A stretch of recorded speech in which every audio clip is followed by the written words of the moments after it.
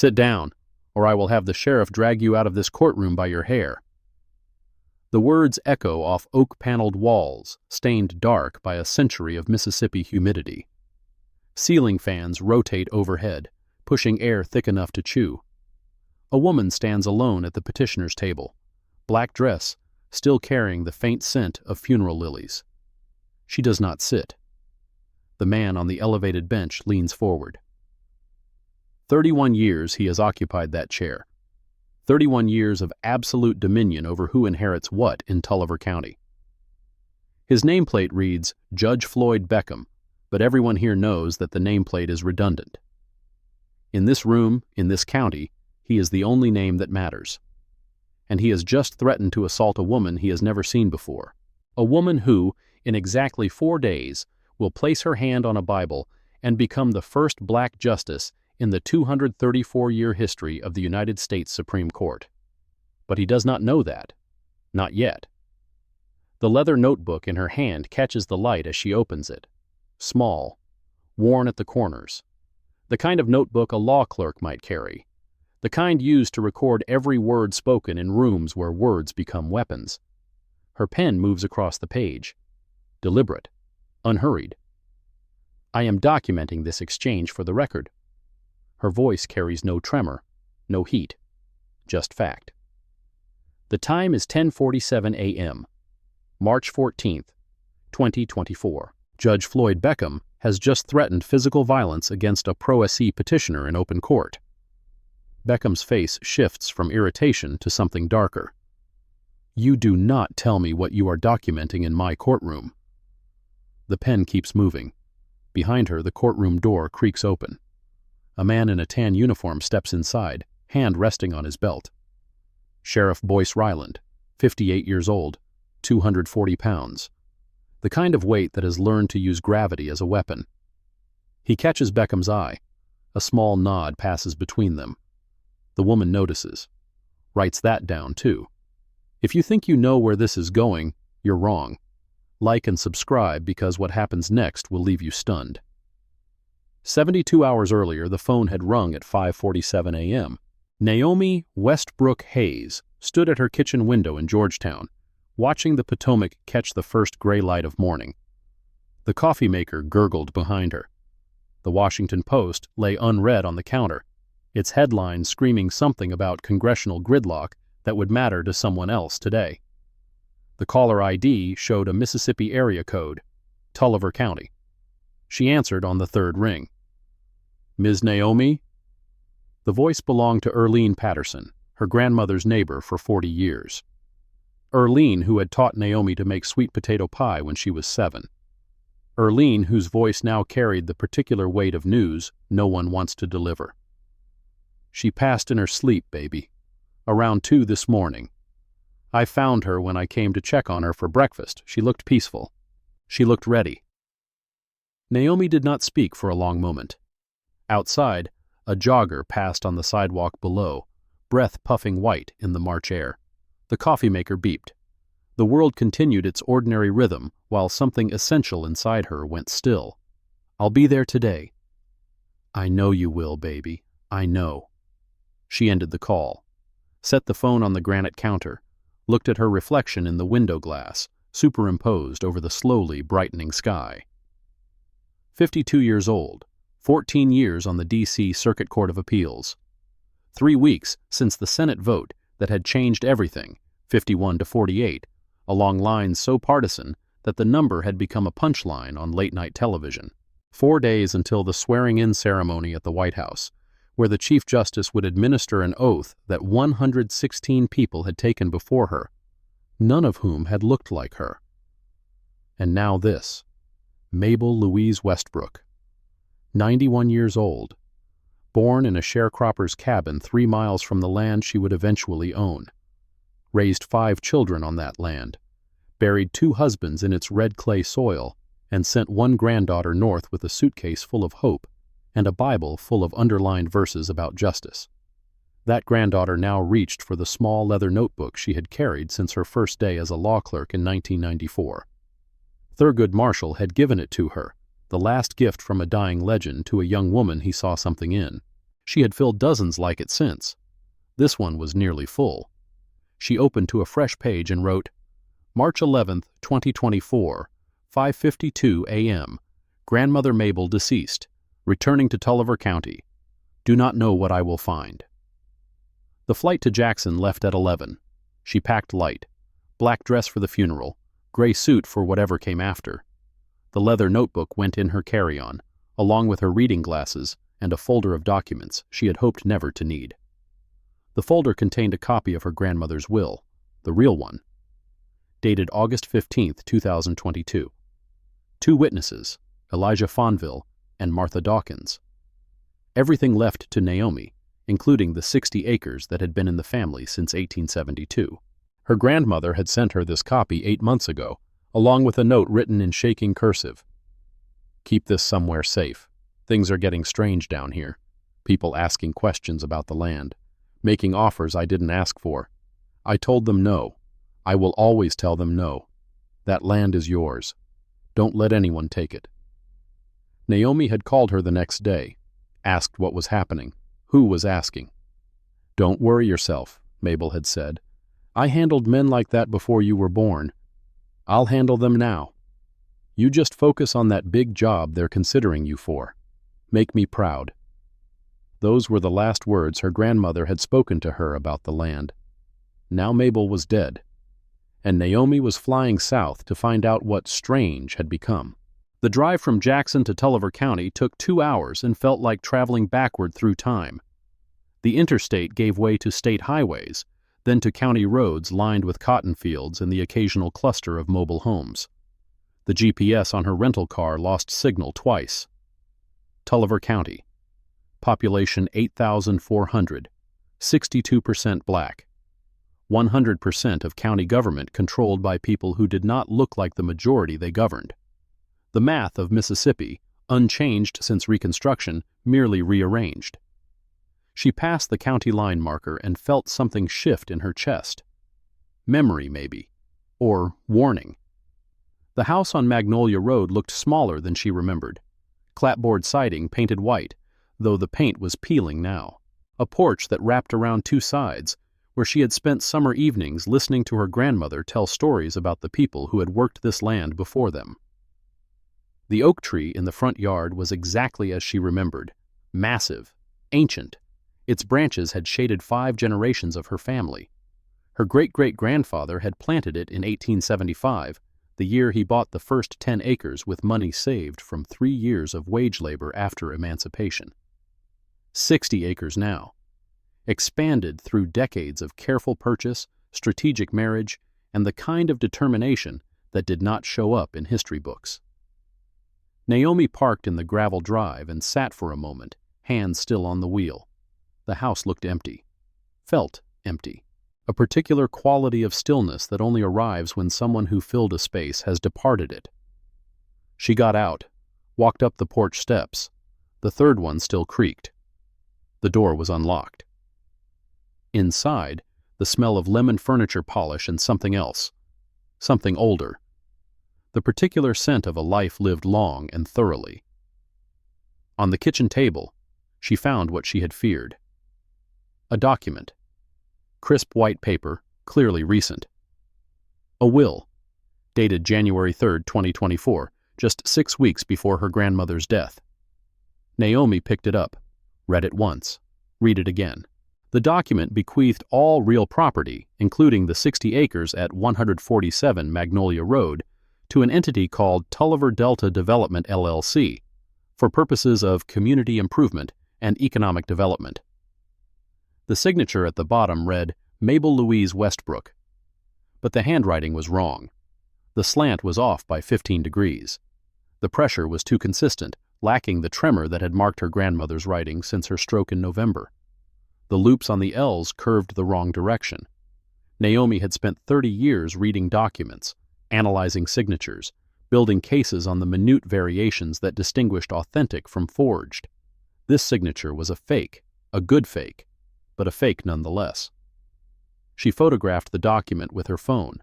Then she sat down at her grandmother's kitchen table and opened her notebook.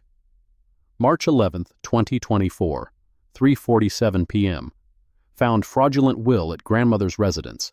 Signature analysis indicates forgery. Will investigate. The funeral was held 2 days later at Ebenezer Baptist Church, 3 miles down the road from the house. White clapboard exterior, red doors, stained glass windows depicting scenes that had comforted generations. Naomi sat in the front pew, alone. Her husband had wanted to come, but she had told him no. "This is something I need to do by myself. I'll be back before the ceremony. I promise." He had not argued. 23 years of marriage had taught him when to push and when to step back. The church was half full. Older faces mostly. People who had known Mabel Westbrook when knowing her meant something. People who remembered when black families in Tulliver County owned land and businesses and futures. The service was brief and beautiful. Hymns her grandmother had loved. Scripture verses she had underlined in the Bible Naomi had inherited and would use in 4 days. A eulogy delivered by Deacon Elijah Fonville, 72 years old, who had known Mabel since childhood and had witnessed, he said, "a life of uncommon grace and uncommon steel." After the service, Naomi stood in the receiving line, accepting condolences from people whose names she half remembered. Hands clasped hers. Voices murmured familiar phrases. "She's with the Lord now." "She lived a good life." "She talked about you all the time, how proud she was." Then a hand that gripped too hard, a voice that smiled without warmth. "My deepest sympathies for your loss." The woman was perhaps 60, platinum blonde hair, meticulously styled. A string of pearls that probably cost more than most houses in this county. Eyes that performed concern while calculating something else entirely. "I'm Dahlia Mercer. I was a friend of your grandmother's. Well, a neighbor, at least." Naomi recognized the name. Her grandmother had mentioned it exactly once in a phone call 2 years ago. That Mercer woman came by again, asking questions about the property. "I told her the same thing I tell everyone. It's not for sale. It will never be for sale. Some things aren't about money." "Thank you for coming," Naomi said. The words were automatic. The handshake was brief. "I heard you came all the way from Washington." Dahlia's tone made the city sound like a disease. "It must be hard being so far from family. Your grandmother was alone out here for so long." The implication landed exactly as intended. She wasn't alone. She had her community, her church, her land. Of course, of course. Dahlia's smile did not flicker. "Still, 15 years is a long time. People change. Situations change. I hope you'll find that everything is in order." She moved on before Naomi could respond, but the words hung in the air like humidity before a storm. That evening, as the last light faded over the cotton fields, Deacon Fonville appeared at the front door. He carried a manila envelope, creased with age. "Your grandmother gave me this." He held out the envelope with both hands, like an offering. "Told me to keep it safe. Told me to give it to you when she passed. No one else. Just you." Naomi took it. "Did she say what was inside?" "Didn't have to." The old man's eyes were clear despite his years. "It's her will, the real one. She made me witness it, me and Martha Dawkins, God rest her. August of 22. She was sharp as a tack that day, sharp as she ever was." Naomi opened the envelope. Inside was a document identical to the copy her grandmother had sent her. Same date, same witnesses, same bequest. "Deacon, there's another will. One that was filed with the probate court. It gives everything to some development company." Fonville's face darkened. "That's not her will. That's not what she wanted. I was there when she signed the real one. I watched her hand move across that paper. Whatever they filed at that courthouse is a lie." "I know, but lies have a way of becoming truth if no one challenges them." The old man studied her for a long moment. "You planning to challenge it?" "Yes." "Going to be hard, going to be ugly. The people who want that land, they're connected. Money, politics, the kind of power that doesn't like being told no. I've dealt with power before, Deacon. I expect you have. He nodded slowly. Mabel always said you were the one who would fight when fighting was needed, the one who wouldn't back down. She taught me that. No. A small smile crossed his weathered face. She recognized it. It was already in you. She just made sure you knew it was there. The next morning, Naomi drove to the county courthouse, Tulliver County Courthouse. Built in 1923, the year of a particularly vicious Klan revival in Mississippi. White columns, red brick, a Confederate monument in the front lawn, recently cleaned despite decades of promises to remove it. The building smelled of old paper and older grievances, linoleum floors scuffed by a century of footsteps, fluorescent lights humming overhead, the particular atmosphere of places where bureaucracy had calcified into something like geology. The clerk's office was on the first floor. Behind the counter sat a woman in her mid-50s, gray hair pulled into a severe bun, reading glasses perched on the end of her nose. Her nameplate read, Fern Tully, Deputy Clerk. Can I help you? The words were not a question. I need to see the probate file for Mabel Westbrook. Case number 2024 PR 0847. Fern Tully did not look up from her computer screen. That file is in processing, not available for public review. Naomi kept her voice level. Mississippi Code Section 9-7-171 establishes that any interested party has the right to examine public court records. Now Tully looked up. Her eyes narrowed slightly, the way a person's eyes narrow when they encounter something unexpected and unwelcome. Are you an attorney? I'm the heir. That gives me standing to access the file. The word standing hung in the air. A legal term. Technical. Precise. The kind of word that ordinary people did not typically use in ordinary conversation. Tully's expression shifted almost imperceptibly. Recalculating. I'll need to check with the judge's office. You'll need to comply with state law. The statute is clear. I'm entitled to see that file. 15 minutes passed. 20. Tully disappeared into a back room, returned, disappeared again. Finally, she emerged with a folder notably thinner than a standard probate file should be. This is what we have. Naomi took the folder to a wooden table, scarred by decades of use. She opened it slowly, aware that Tully was watching from behind the counter. Inside, the forged will. A death certificate. A filing from Cassian Pryor, attorney, requesting expedited probate given the community development implications of the bequest. Nothing else. No inventory, no notice to heirs, no publication of intent to probate. Where's the rest of it? That's the complete file. This is incomplete. There should be notice documentation, publication records, heir notification.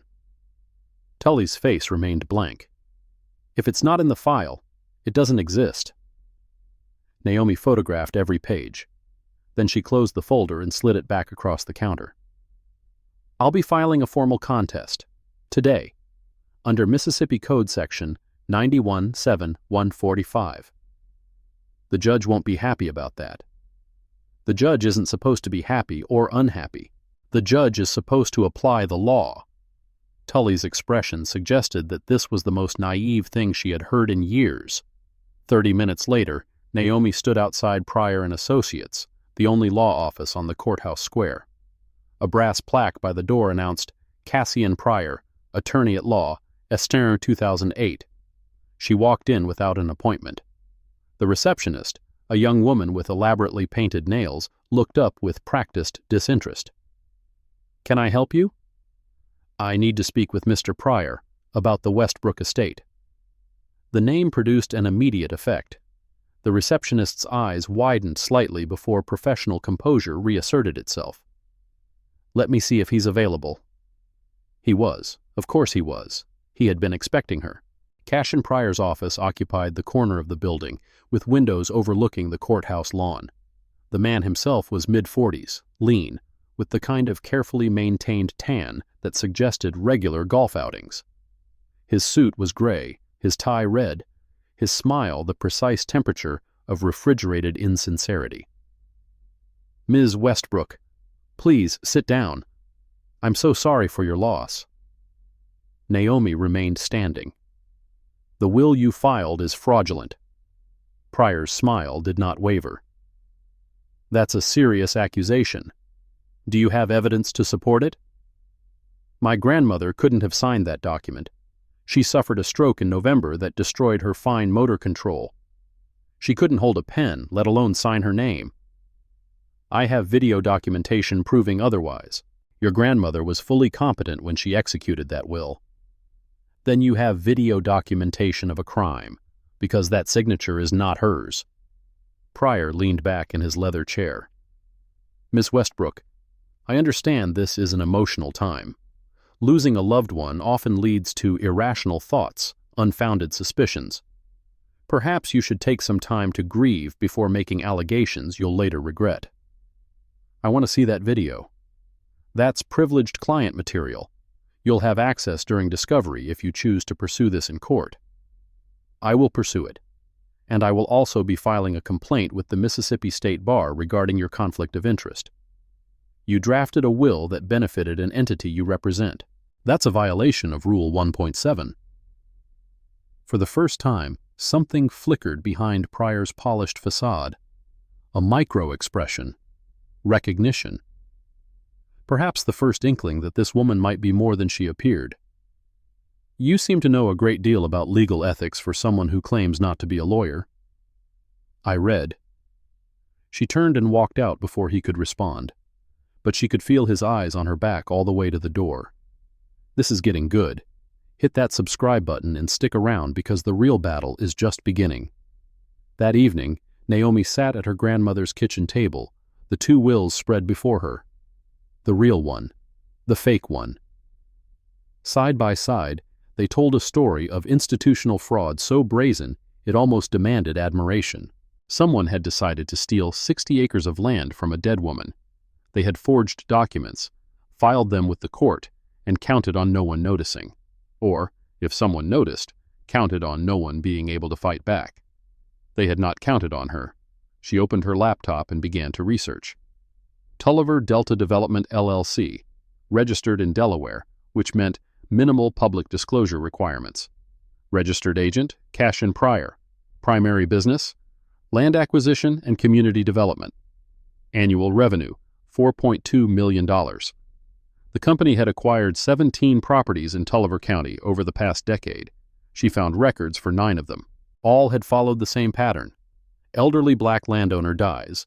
Unexpected will appears, leaving property to the LLC, probate completed with unusual speed. 9 families. Hundreds of acres. Millions of dollars in land value. And every single case had been presided over by Judge Floyd Beckham. Her phone buzzed. A text from her husband. "How are you holding up? Everything okay?" She typed back. "Found something. May need to stay longer than planned. We'll call tomorrow. Love you." His response came immediately. "Whatever you need, I'll handle things here. Love you too." Whatever you need. 23 years, and he still meant it. She returned to her research. Cash and Pryor. Graduated University of Mississippi Law School, 2005. Worked briefly at a Jackson firm before returning to Tulliver County to open his own practice. On paper, unremarkable. But the paper trail told another story. The same year Pryor opened his practice, Tulliver Delta Development LLC was incorporated. The same year the first suspicious property transfer occurred. A woman named Gladys Morton, 84 years old, no surviving relatives. Her 40 acres had been in her family since 1879. Naomi made notes, drew lines, built a timeline that looked less like coincidence with every connection. At 11 p.m., headlights swept across the front windows. A vehicle pulling into the driveway. Then darkness again, engine cut. She waited, listened. Footsteps on the gravel. Heavy, deliberate. A knock at the door. 3 sharp raps. She did not answer immediately. Instead, she moved to the window, angling to see the porch without being seen. A man in a tan uniform, badge catching the porch light. Sheriff Boyce Ryland. "Ms. Westbrook?" His voice was loud enough to carry through the door. "Need to speak with you. Official business." She opened the door but did not step outside. "Sheriff?" "Ma'am." He touched the brim of his hat in a gesture that might have been courtesy in another context. "Got a report of suspicious activity at this address. Needed to check it out." Suspicious activity? Lights on late. Unfamiliar vehicle in the drive. His eyes moved past her, scanning the interior of the house. "You staying here alone?" "This is my grandmother's house. Now it's mine." "That right?" His tone suggested this was not, in fact, right. "Understood some paperwork says otherwise." "The paperwork is fraudulent. I'll be contesting it in court." "Uh-huh?" He shifted his weight, boots creaking on the porch boards. "Just so you know, ma'am, this county, we look out for each other. We don't take kindly to outsiders coming in, stirring up trouble." "I'm not an outsider. I was born here." "But you left. Long time ago. People who leave, they forget how things work." "I remember exactly how things work. That's why I'm here." They stared at each other for a long moment. Finally, Ryland stepped back. "Just wanted to introduce myself. Let you know I'm keeping an eye on things." His smile did not reach his eyes. "Welcome home, Missy Westbrook." He walked back to his cruiser, started the engine, sat there for a full minute before pulling away.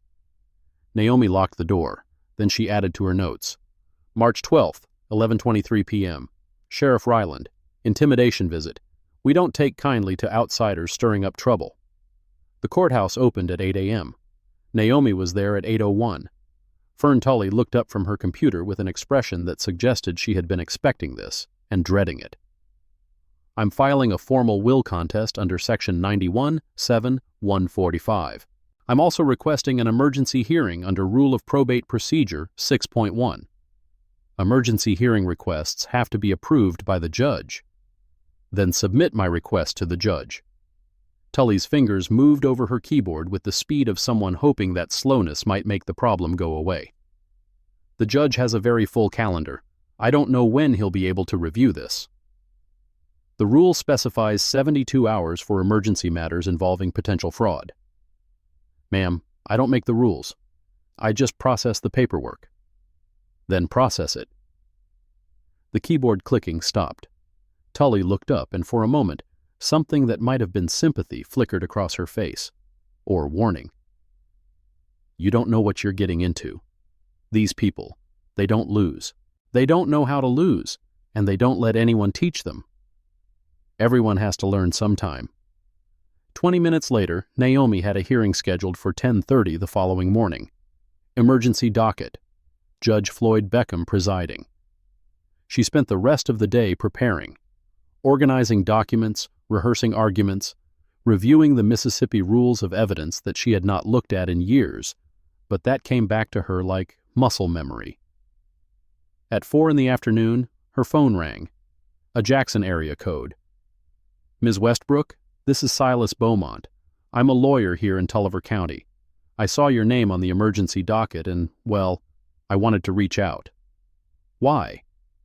A pause. "Because I've seen this before. What's happening to you? It's happened to other families, and I've been trying to do something about it. What have you been able to do?" Another pause, longer this time. "Not enough?"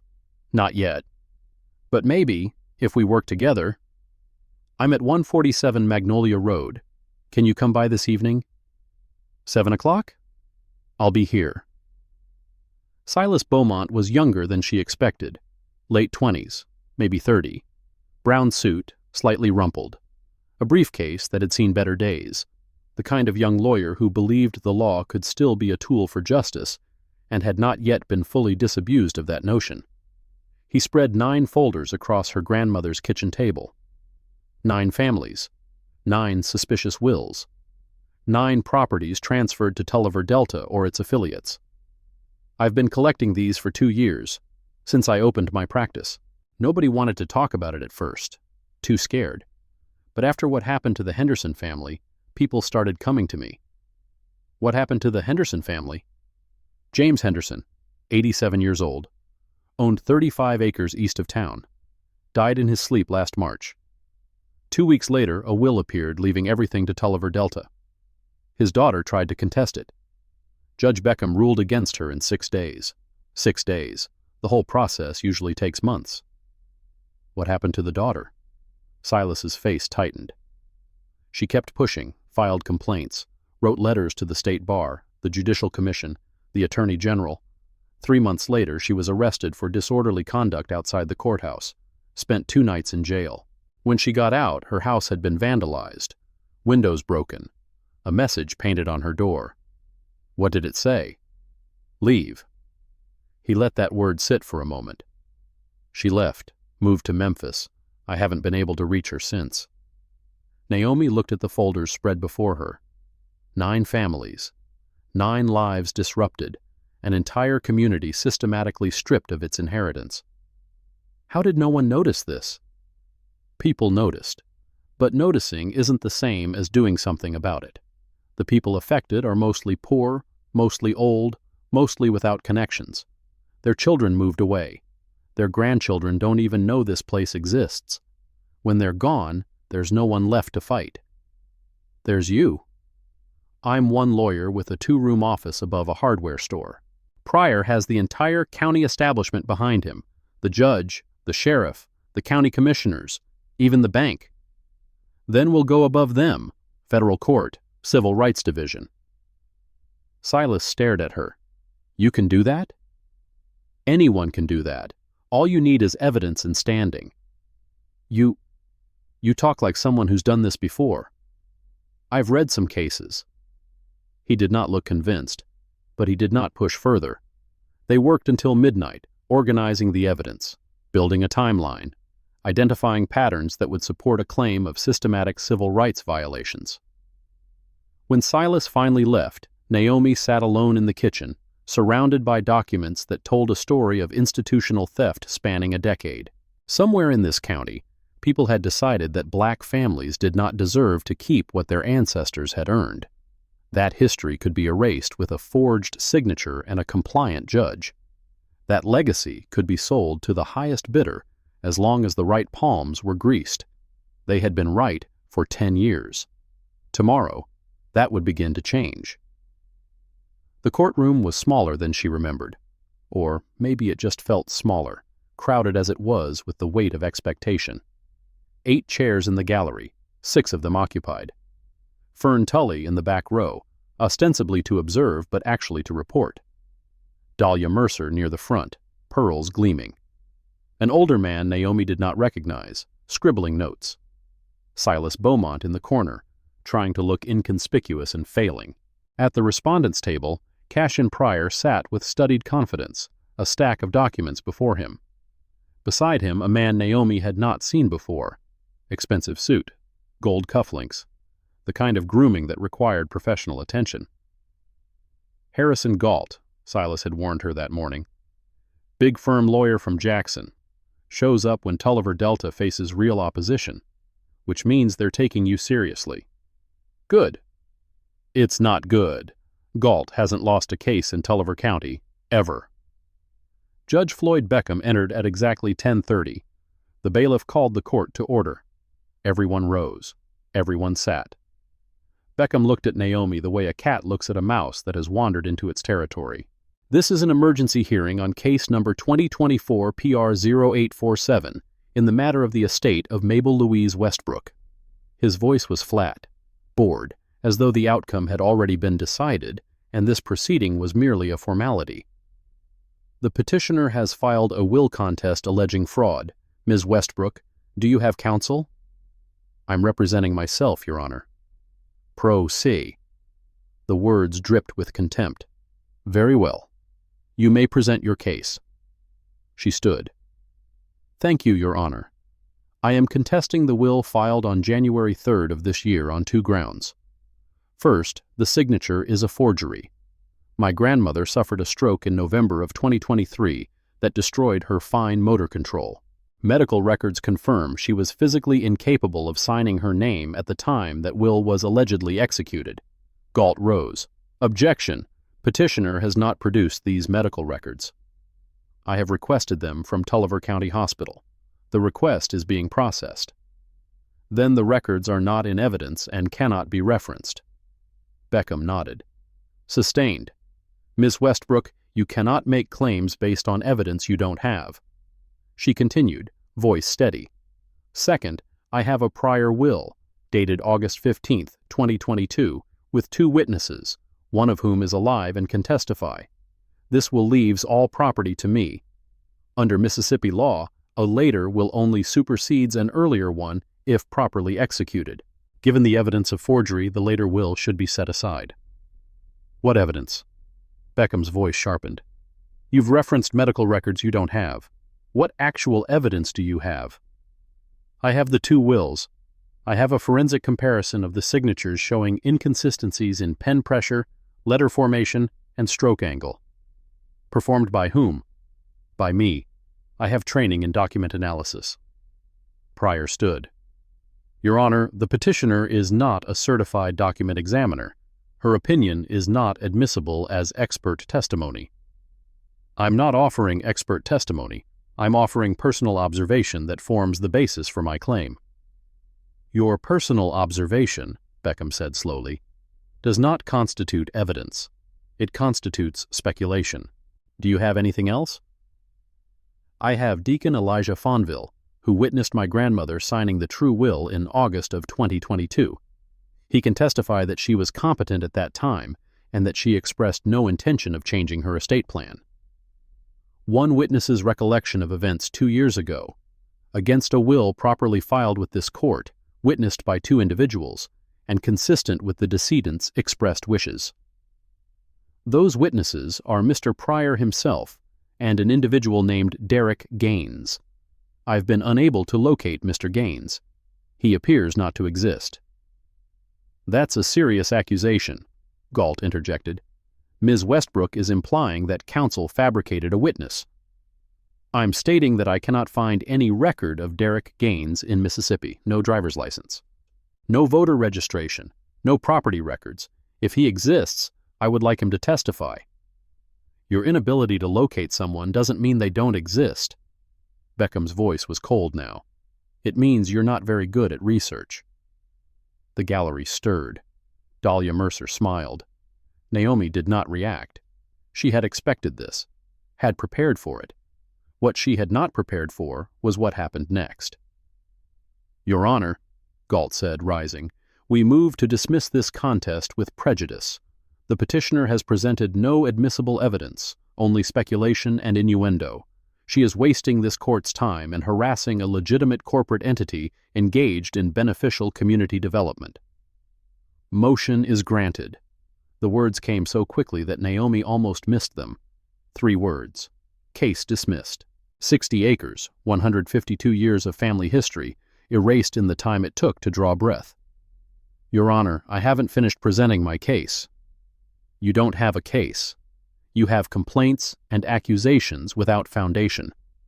This court does not have time for grievances masquerading as legal arguments. I have a right to a full hearing under Section 91(7)(145). You have a right to present evidence. You presented none. Hearing concluded. Beckham reached for his gavel. Then I move for an independent handwriting analysis, a certified expert examining both signatures under controlled conditions. The gavel paused. Denied. On what grounds? On the grounds that this court finds no basis for such an examination. The will filed with this court bears the decedent's signature. Period. The timeline is impossible. My grandmother couldn't write her own name in January. Your opinion. Not supported by evidence before this court. Then let me get the evidence. Grant a continuance.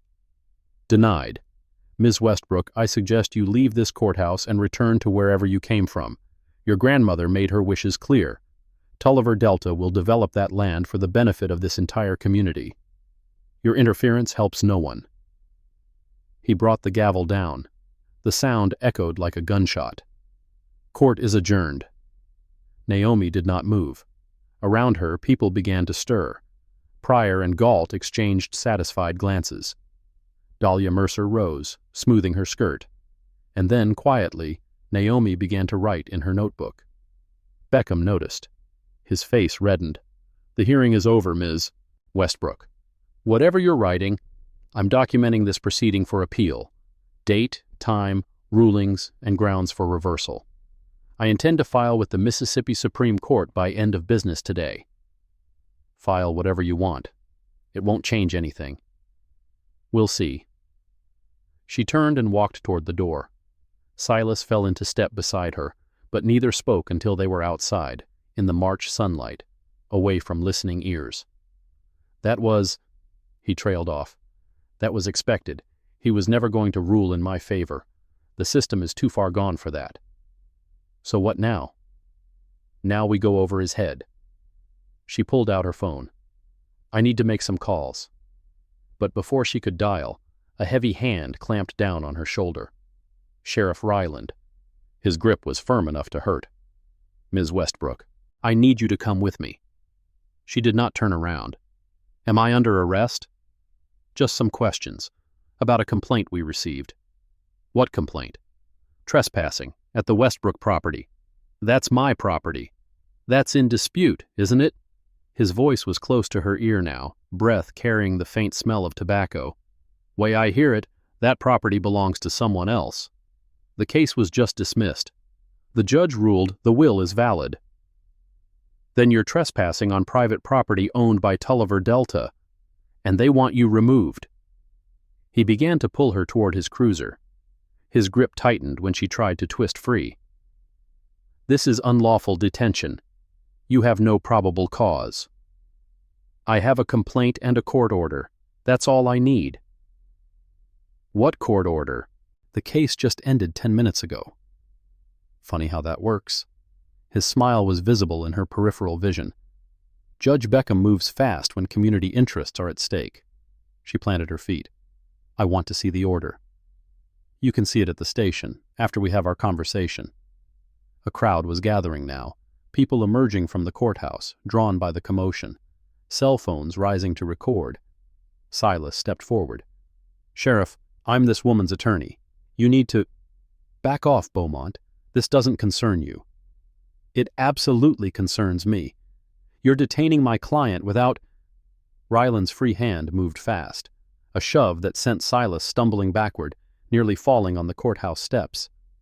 "I said back off." Naomi's voice cut through the murmur of the crowd. "Sheriff Ryland, badge number 741. You have just assaulted an attorney in front of multiple witnesses. I am documenting this incident. The time is 11:17 a.m. I am being detained without stated cause.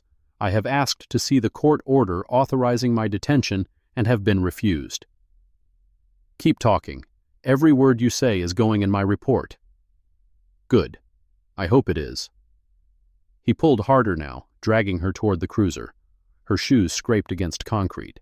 She did not struggle, did not resist, but she also did not cooperate. Dead weight. And she kept talking, loud enough for every phone to record. "I do not consent to this detention. I do not consent to this search.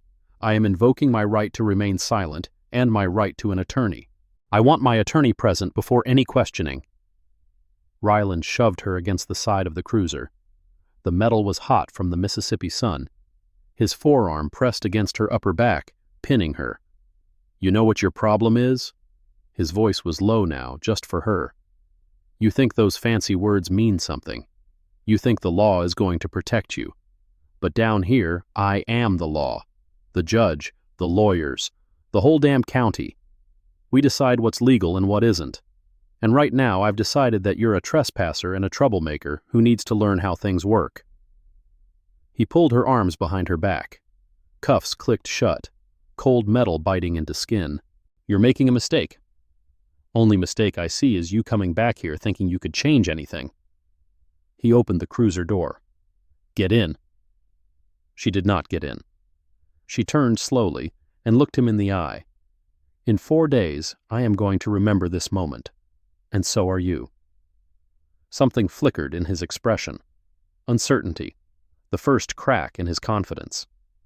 What's that supposed to mean? It means some mistakes can't be undone, some moments can't be taken back. She held his gaze. Remember that. He recovered quickly, shoving her into the back seat with more force than necessary. Her head struck the door frame. Pain bloomed behind her eyes, but she did not cry out, did not give him that satisfaction. The door slammed. He climbed into the front seat. The engine started. Where are you taking me? Station. Going to have a nice long talk about respecting private property. I want to call my attorney. You'll get your call, when I decide you get it. They pulled away from the courthouse.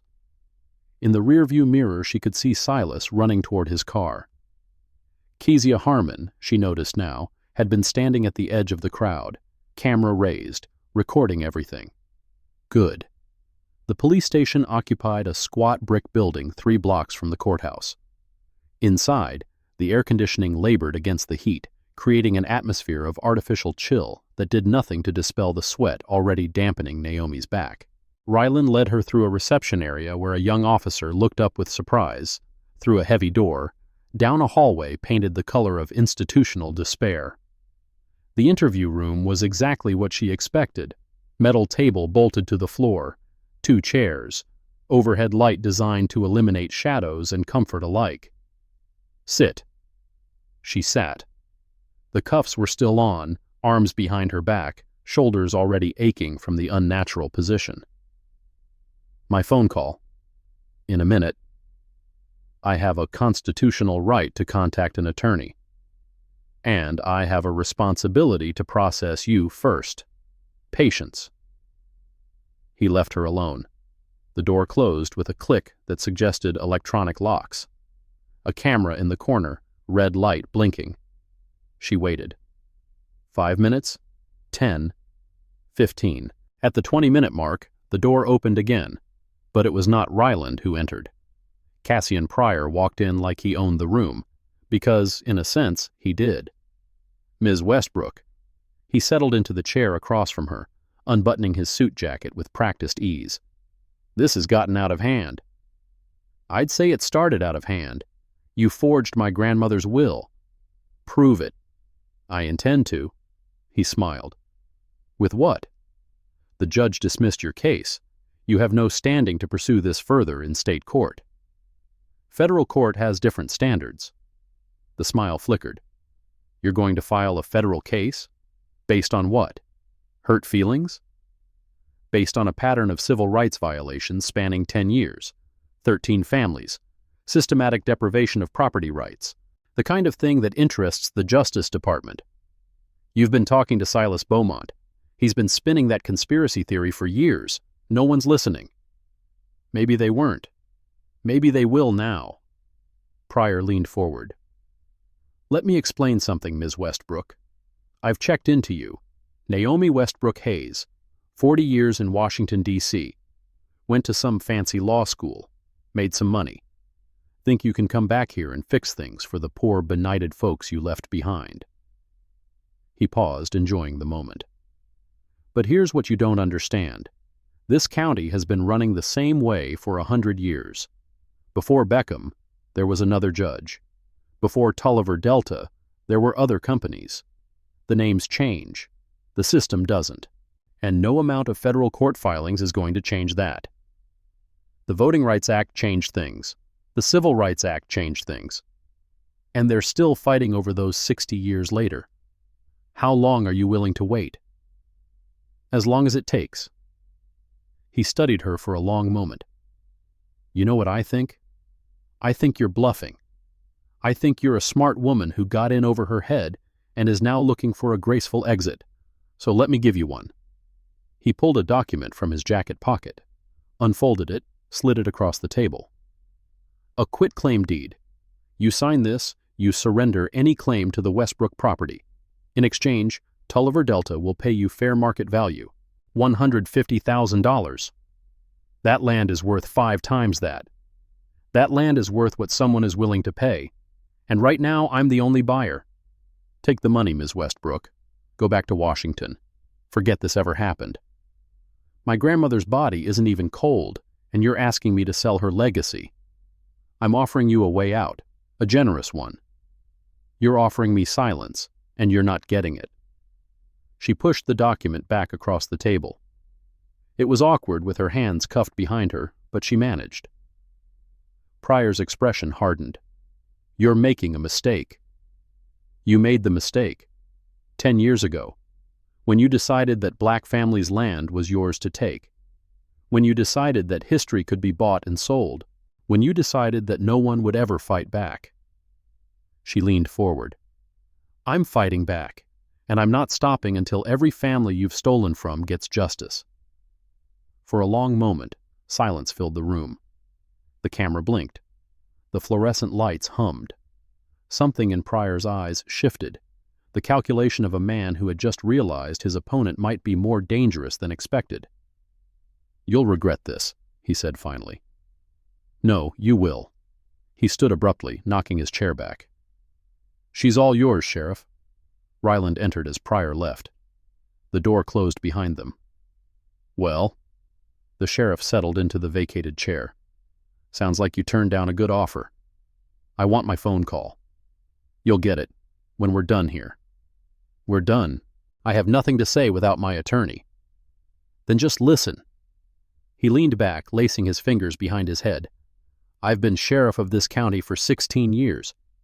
In that time, I've seen a lot of people come through here thinking they were going to change things. Lawyers, activists, journalists. All of them left eventually.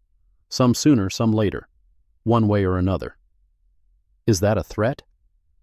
"It's an observation. This county takes care of its own.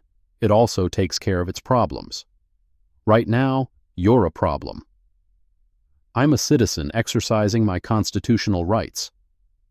You're a woman alone in a place where you have no friends, no support, no protection.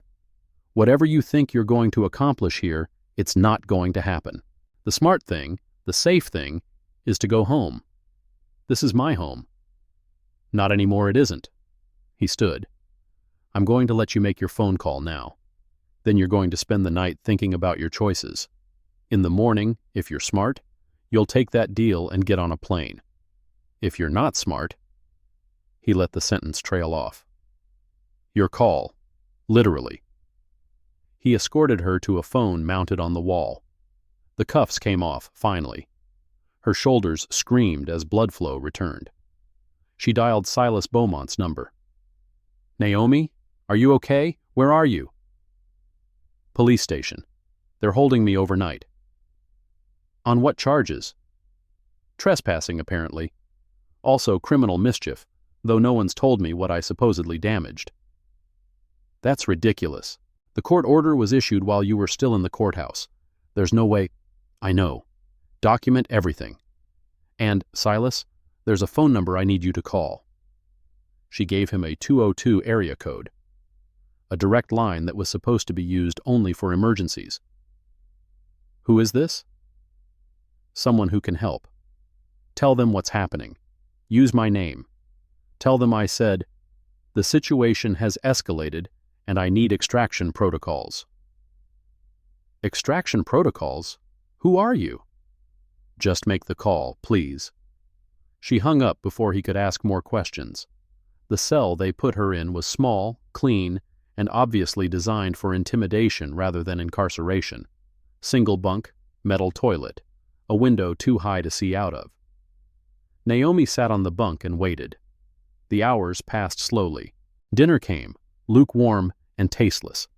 The overhead light dimmed but never went fully dark.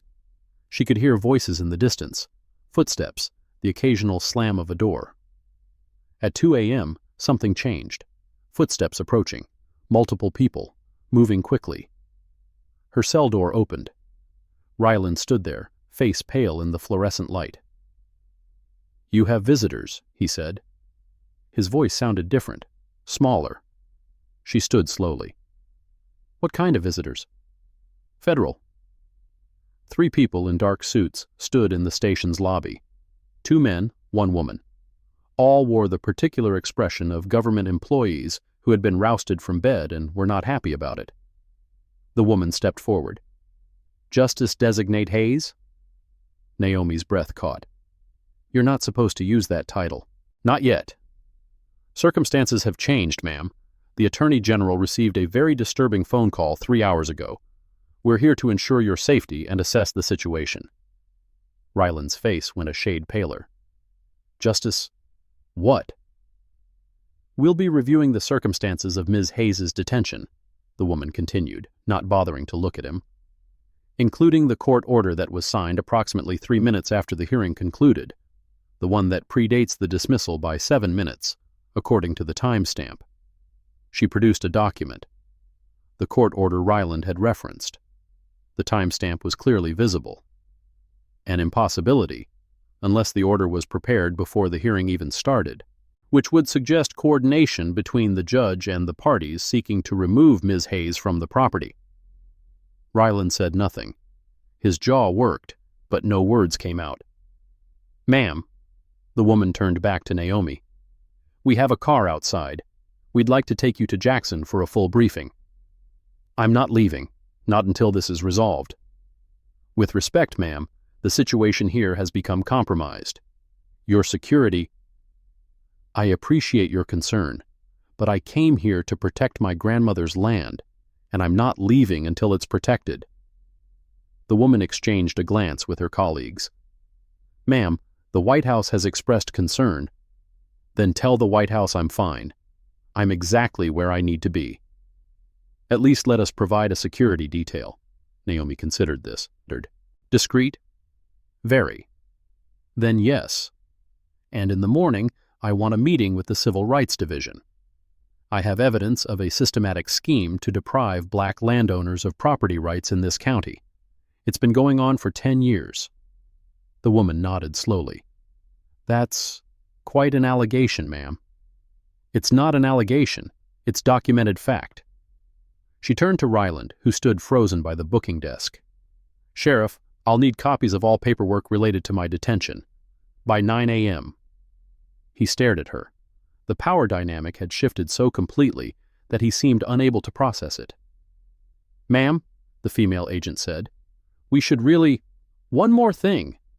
Naomi walked toward the door, then paused. When this is over, I'm going to remember who stood against justice and who stood for it. Some of you will have careers. Some of you won't. Some of you might have freedom. The choice you make in the next 48 hours will determine which category you fall into. She looked at Ryland. Think carefully, Sheriff, because I never bluff. Things are about to explode.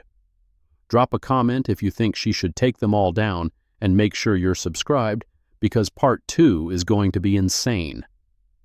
The dawn broke gray and cool over Tulliver County. Naomi stood at the window of the hotel room the federal agents had secured for her, watching the first light touch the cotton fields beyond the town limits. Her phone buzzed. A text from her husband. Saw the news. Are you safe? She typed back, safe enough, things are moving fast.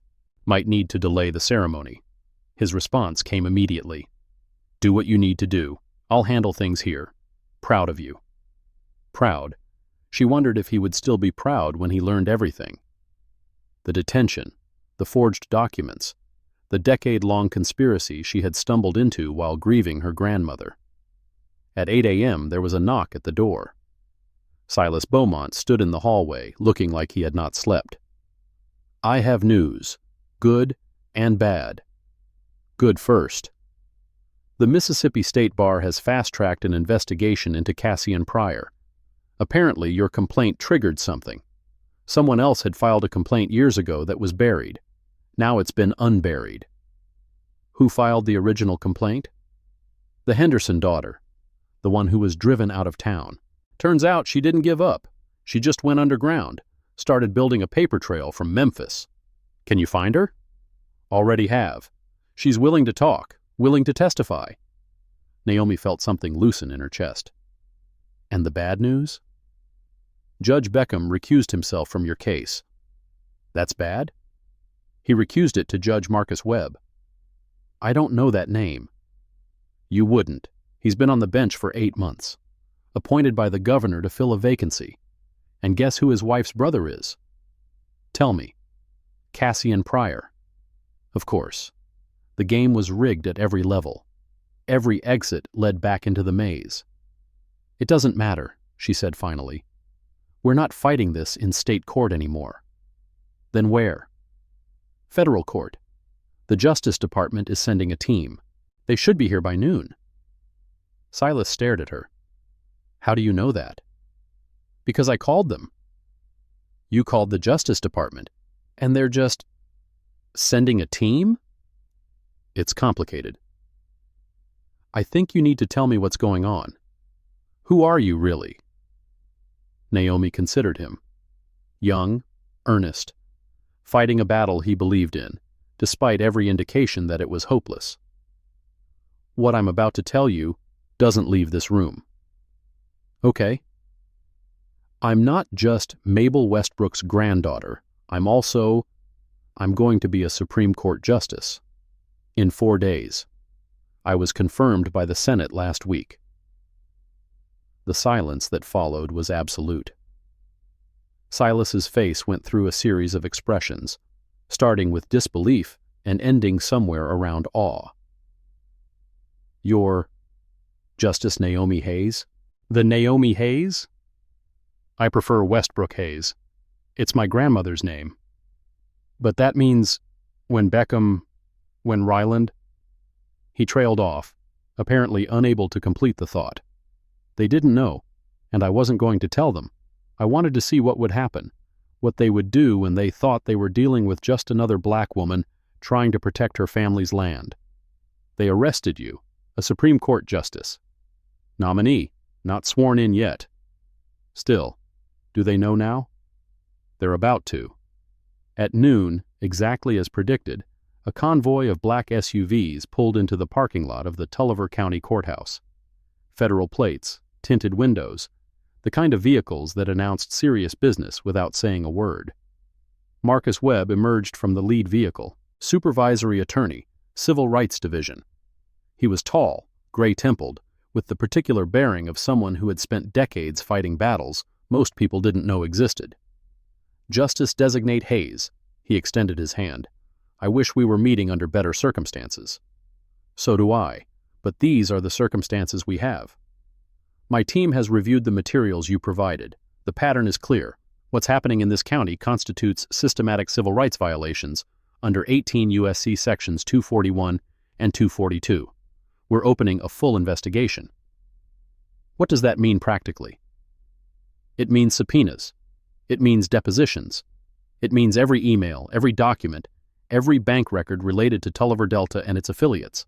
And it means that Judge Beckham, Sheriff Ryland, and Cassian Pryor are all potentially subjects of federal criminal investigation." "How long will this take?" "Investigations like this typically take 18 months to 2 years, but given the profile of this case, we can accelerate certain elements." "What about my grandmother's land?" "That's trickier. The state court ruling is what it is. But we can seek an injunction preventing any transfer of property while the investigation is ongoing. Given the evidence of fraud, we should be able to get that." "An injunction." Naomi nodded slowly. "And the other families? The ones who've already lost their land?" Webb's expression sobered. "That's harder. Many of those properties have been sold to third parties, innocent purchasers. Unwinding those transactions would take years of litigation and might not succeed. So they win, Tulliver Delta. Even if we expose everything, they keep most of what they stole." "Welcome to civil rights law, ma'am. Justice is always partial, always incomplete. The best we can do is stop the bleeding and try to prevent it from happening again." She thought of her grandmother, of the letter she had sent 8 months ago. "Things are getting strange down here. A lifetime of wisdom in a single understatement. When do we start?" "Now. I'd like to conduct a preliminary interview with you today, then meet with the other affected families tomorrow. I'll also need to speak with Mr. Beaumont about the documentation he's collected. There's something else you should know." Naomi pulled out her phone. "I received this about an hour ago." She showed him an email, anonymous sender, no subject line, just a PDF attachment. "What is it?" "Looks like internal communications from Tulliver Delta. Payment records, mentions of the Westbrook acquisition. and a very interesting reference to a payment of $150,000 to someone whose name is redacted. Webb took the phone, scrolling through the document. His eyebrows rose steadily. Where did this come from? I don't know. Someone with access to their internal systems. A whistleblower. Possibly. Or someone who wants us to find something. Could be a trap. Planted evidence designed to discredit the investigation. Could be. But look at page 7. He scrolled. His expression shifted. That's a bank routing number. If it's real, then we can trace the payment. See who received that $150,000. This changes things. He looked up.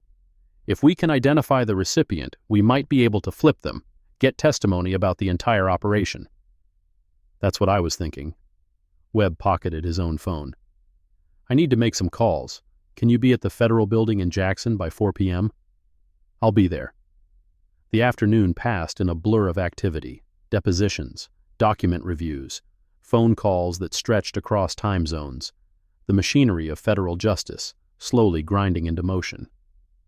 By 7 p.m., Naomi was exhausted, but she did not rest. Instead, she drove back to Magnolia Road, back to her grandmother's house. The oak tree stood silhouetted against the fading light, branches reaching toward a sky turning from orange to purple.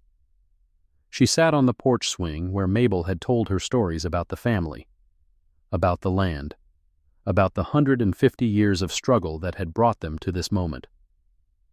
I'm trying, Grandma, she said to the empty air. I'm trying to protect what you protected, what great-great-granddaddy bought with wages he earned $1 at a time after a lifetime of working for nothing. The swing creaked. The breeze carried the scent of magnolias from somewhere nearby. It's bigger than I thought. They've been doing this for years, stealing from families like ours, taking what we built and calling it progress. A firefly blinked in the gathering dark, then another. But I found them, and I'm not letting go. Her phone buzzed. A text from Webb. Bank records obtained. Payment traced to an account controlled by a county official. Name withheld pending verification. Will brief tomorrow. A county official. Someone besides Pryor. Someone besides Beckham. The web stretched further than she had imagined. She typed back, Understood. I'll be there. Then she leaned back in the swing and watched the fireflies dance across her grandmother's land, the land that was still hers, for now. The Federal Building in Jackson rose 12 stories above Capitol Street, its limestone facade reflecting the morning sun with bureaucratic indifference. Naomi arrived at 8:45 a.m., 15 minutes early, carrying the leather notebook that had become an extension of her hand. Marcus Webb met her in the lobby. His face carried the particular tension of someone who had not slept and had discovered something significant in the hours since their last conversation. We have a name, he said without preamble. The recipient of the $150,000 payment. Who? Judge Floyd Beckham's wife. The money was routed through 3 shell companies, but the final deposit landed in an account held jointly by Beckham and his spouse. Naomi absorbed this. The judge who had dismissed her case, who had threatened to have her dragged from his courtroom, had been directly paid by the people who forged her grandmother's will. That's bribery. That's conspiracy. That's the tip of a very large iceberg. Webb gestured toward the elevators. Come upstairs. There's more. The conference room on the 7th floor was dominated by a wall of whiteboards covered in photographs, names, and connecting lines. A conspiracy map. The kind of visual that prosecutors built when cases became too complex for linear thinking. We've been working through the night, Webb said. The documents your anonymous source provided contained more than payment records. There were emails, meeting notes, a spreadsheet tracking every property acquisition over the past decade. He pointed to the whiteboard. 13 families, 6,700 acres total. Estimated value at time of acquisition, $14 million. Current estimated value, $42 million. They tripled their investment by stealing from people who couldn't fight back. But here's what makes this federal. He tapped a cluster of photographs near the center of the board. The money didn't stay in Mississippi. It was laundered through accounts in Delaware, then moved to offshore holdings in the Caymans. That's wire fraud. That's money laundering. That's RICO. RICO? The word carried weight. The Racketeer Influenced and Corrupt Organizations Act. The nuclear option of federal prosecution. We're not there yet, but we're building toward it. Webb handed her a folder. This is what we've confirmed so far. Beckham received payments totaling $320,000 over 8 years. Sheriff Ryland received smaller amounts, approximately $90,000 total. Fern Tully at the clerk's office got $42,000, and Cassian Pryor, as the architect of the scheme, took in over $2 million in legal fees that were actually profit-sharing. Naomi opened the folder. Names, dates, dollar amounts. The skeleton of a criminal enterprise laid bare. What about the other families? The ones who already lost their land? That's harder. Some of those properties have changed hands multiple times. Innocent purchasers are protected under Mississippi law. We might be able to recover damages, but recovering the actual land... He shook his head. It's unlikely. So they won. Even if we put everyone involved in prison, they still won. They won some battles, but the war isn't over. Webb's voice hardened. What we can do is make sure it stops, make sure no one else loses their family's legacy to these people, and we can make examples of those responsible, so the next person who thinks about trying this in another county thinks twice. A knock at the door. One of Webb's team members entered, holding a tablet. Sir, we have a development. Cassian Pryor just filed an emergency motion in state court. He's asking Judge Marcus Webb to expedite the property transfer before any federal injunction can be issued. Judge Webb? The one who's Pryor's brother-in-law? The same. The motion was filed 20 minutes ago. Hearing scheduled for 2 p.m. today. Naomi felt her jaw tighten. They're trying to rush the transfer through before we can stop them. They're panicking, Marcus Webb said, which means they know we're close. We need to move faster. I want to be at that hearing. Ma'am, with respect, your presence might complicate. My presence is the point. They think they can steal my grandmother's land while I watch from the sidelines. I'm not watching anymore. Webb studied her for a long moment. You understand that what happens in that courtroom could become national news. The optics of a Supreme Court nominee personally fighting a property dispute. The optics of a Supreme Court nominee standing up for civil rights against systematic corruption. I know exactly what it looks like, and I'm doing it anyway. The Tulliver County Courthouse looked different in the afternoon light, or maybe Naomi saw it differently now, knowing what she knew. The Confederate monument on the lawn, the white columns designed to evoke plantation grandeur, the weight of history pressing down on everyone who entered. She was not alone this time. Silas Beaumont walked beside her. Behind them, 2 members of Webb's team in dark suits, and behind them, a woman with a press badge and a camera, Kezia Harmon from the Jackson Clarion Ledger, who had been covering courthouse corruption for 3 years and finally had a story worth telling. The courtroom was packed. Word had spread, the way word spreads in small towns, through phone calls and text messages and conversations at the gas station. Something was happening. Something big, and everyone wanted to see it. Judge Marcus Webb sat on the bench, late 30s, nervous eyes, the kind of man who had been appointed to a position he did not earn and was now discovering what that position actually required. Cassian Pryor sat at the respondent's table, but he was not alone. Harrison Galt had returned, along with 2 additional attorneys Naomi did not recognize. A legal army assembled to fight what they thought would be a simple battle. All rise. Everyone stood. Everyone sat. Judge Marcus Webb shuffled papers, avoiding eye contact with anyone in the room. This is an emergency hearing on the motion to expedite property transfer in case number 2024 PR 0847. Mr. Pryor, you may proceed. Pryor stood with practiced confidence. Thank you, Your Honor. The facts here are simple. A valid will has been filed with this court. A previous judge, the Honorable Floyd Beckham, ruled that will authentic and dismissed all challenges. The only remaining step is the administrative transfer of property to its rightful owner, Tulliver Delta Development, LLC. We ask that this transfer be completed today to prevent further frivolous interference. Objection. Naomi's voice carried clearly through the room. I have not been recognized by the court, but I am a party to these proceedings, and I object to characterizing a federal civil rights investigation as frivolous interference. Judge Webb's face paled. A federal investigation?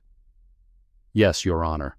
The United States Department of Justice, Civil Rights Division, has opened an investigation into systematic property fraud in this county.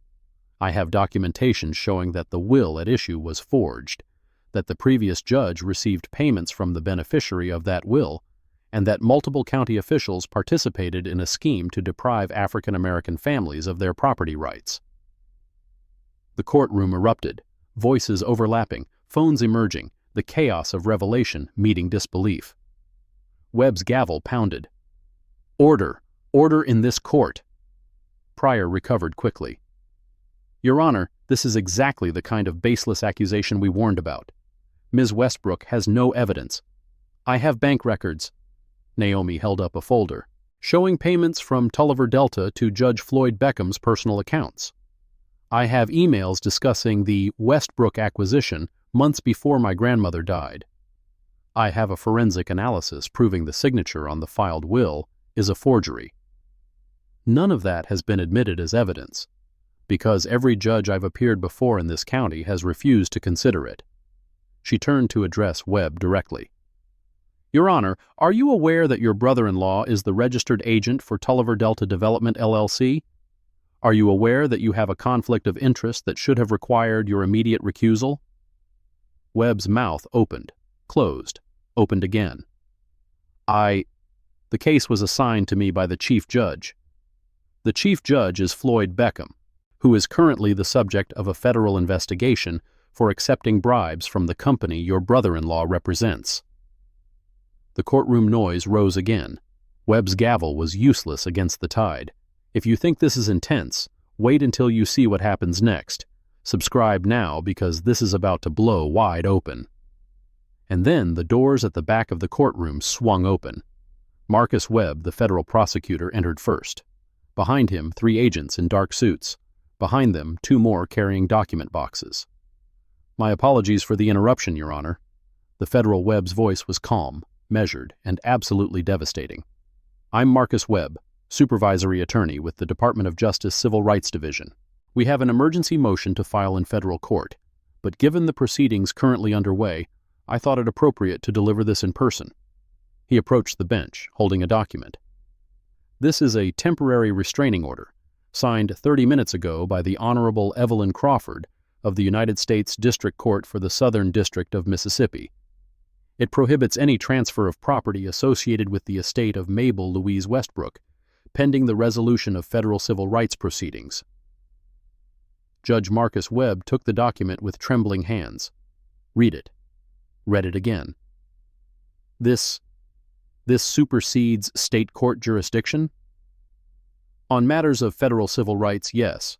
Additionally, Your Honor, I should inform you that your continued participation in this case may constitute obstruction of justice, given your familial relationship to a subject of our investigation.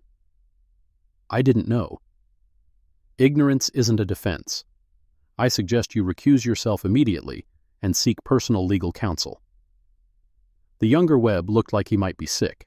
He set down the TRO, picked up his gavel, then set it down again without striking. This court is recessed. Indefinitely. He fled the bench through the side door. The bailiff, uncertain what to do, stood frozen by the witness stand. Pryor was on his feet. This is outrageous. Federal overreach.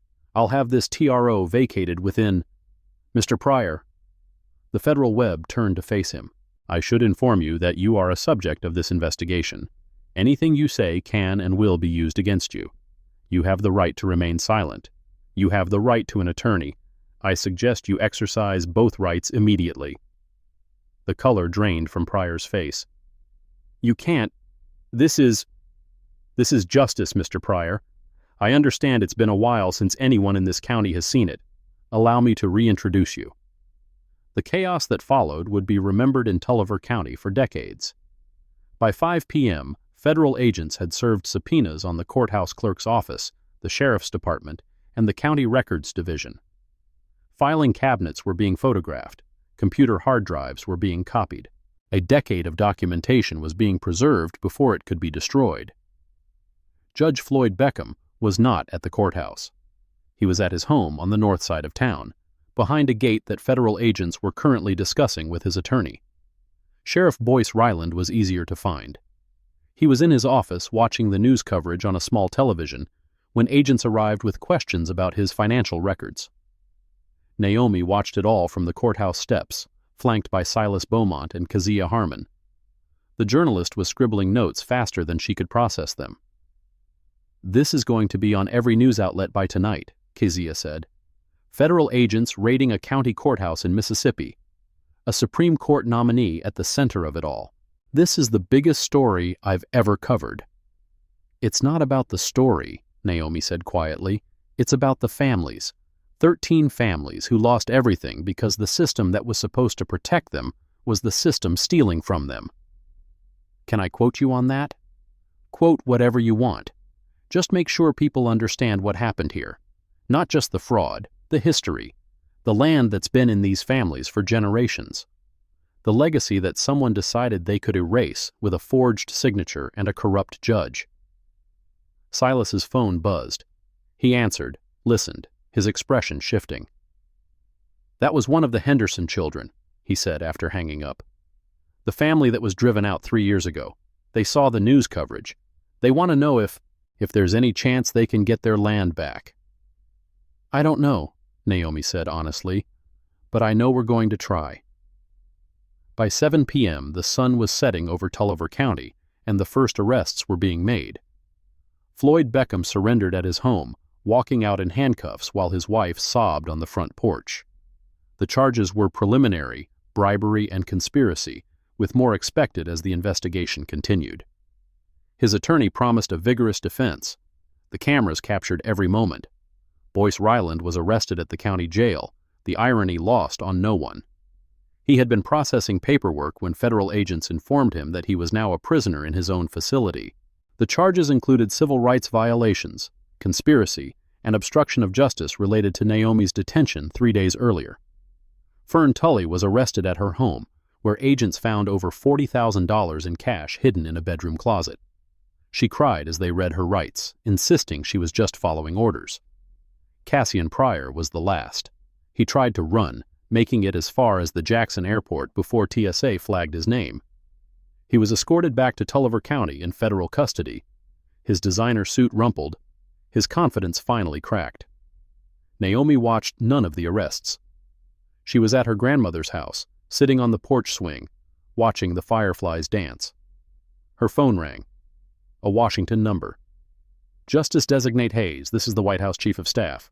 We've been monitoring the situation. The President asked me to convey his support and to inquire whether you still intend to attend Monday's ceremony." "I'll be there." "There are concerns about the optics. Some advisors feel that your involvement in this matter might distract from—" "Chief, I'm going to stop you there." Her voice was calm but carried an edge that had been sharpened over 30 years in courtrooms. "In 3 days, I'm going to stand in front of the Chief Justice and take an oath to support and defend the Constitution. That document promises equal protection under the law. What's happening in Tulliver County is a test of whether that promise means anything. We understand, but I'm not finished. My grandmother bought her freedom.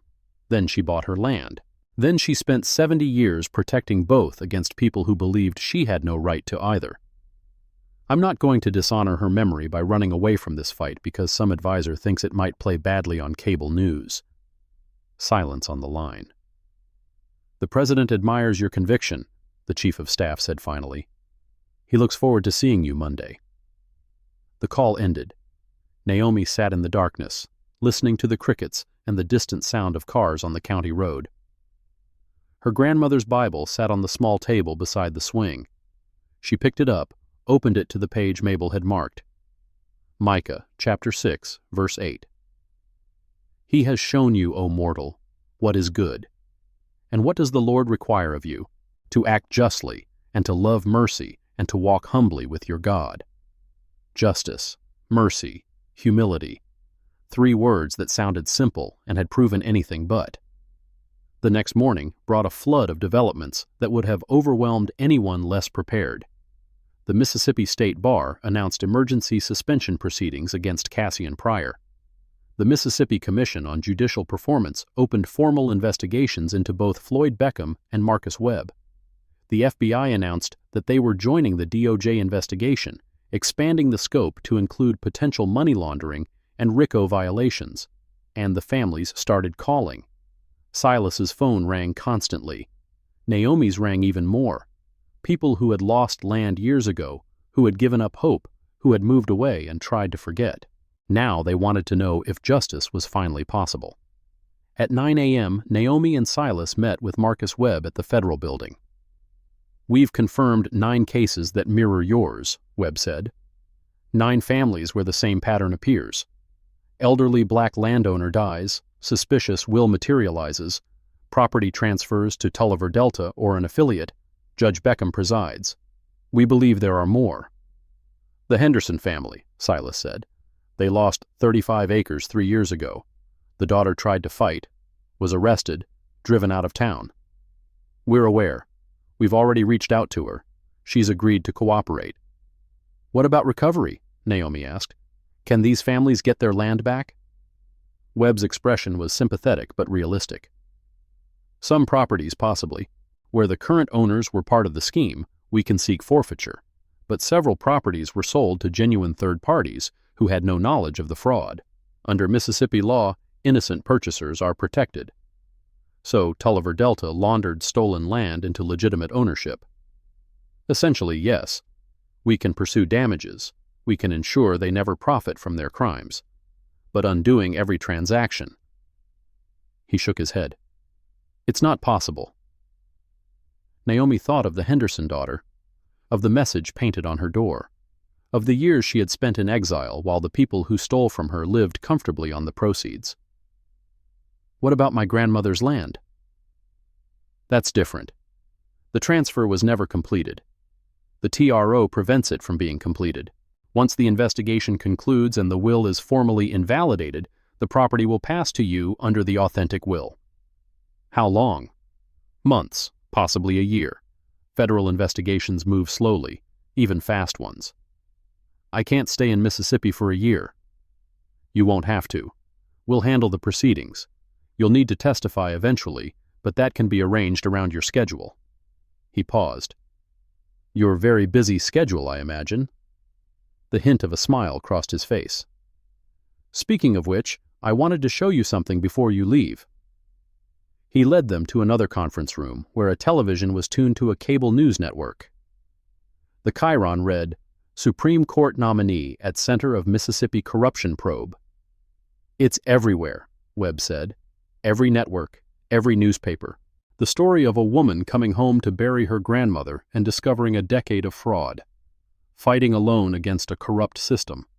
Refusing to back down even when they arrested her. The screen showed footage of Naomi being led from the courthouse in handcuffs.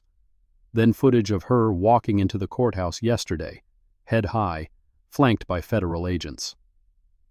Public opinion is overwhelmingly on your side.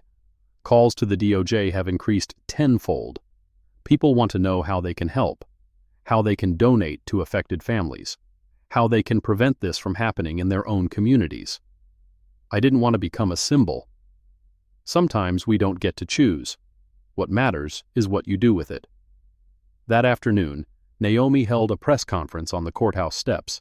Kezia Harmon had arranged it, coordinating with national media who had descended on Tulliver County, like locusts discovering a field of wheat. The questions came fast and overlapping. Justice Designate Hayes, do you believe this corruption extends beyond Tulliver County? I believe that what happened here followed patterns that exist throughout the country. Wherever there are vulnerable populations, wherever there are valuable resources, wherever there are officials willing to abuse their power for profit. The specifics are different. The structure is the same. Will this affect your ability to serve on the Supreme Court? It will inform my service. Every case that comes before me involving property rights, civil rights, equal protection, I will remember what I saw here. I will remember what happened to my grandmother. And I will remember that justice is not automatic. It has to be fought for, every time. What message do you have for other families facing similar situations? Naomi looked directly into the cameras. Document everything. Keep copies of every important paper. Tell someone you trust where those copies are. And if someone tries to take what's yours, fight. Fight with everything you have. Fight even when they tell you it's hopeless, because the moment you stop fighting is the moment they win. This story has already gone viral, but we're just getting to the good part. Drop a like and make sure you're subscribed, because the final chapter will change how you see justice forever. The night before her swearing in, Naomi returned to Magnolia Road one last time. The house was quiet. The land stretched out under a moon bright enough to cast shadows. The oak tree stood sentinel, as it had for nearly 150 years. She walked the property slowly, mapping it with her feet the way she had as a child. Past the spot where her grandmother's garden had been, now overgrown but still showing traces of careful rows. Past the old barn that had housed mules before tractors, chickens before supermarkets, history before forgetting. At the far corner of the property, she found the family cemetery. Small, untended, but not forgotten.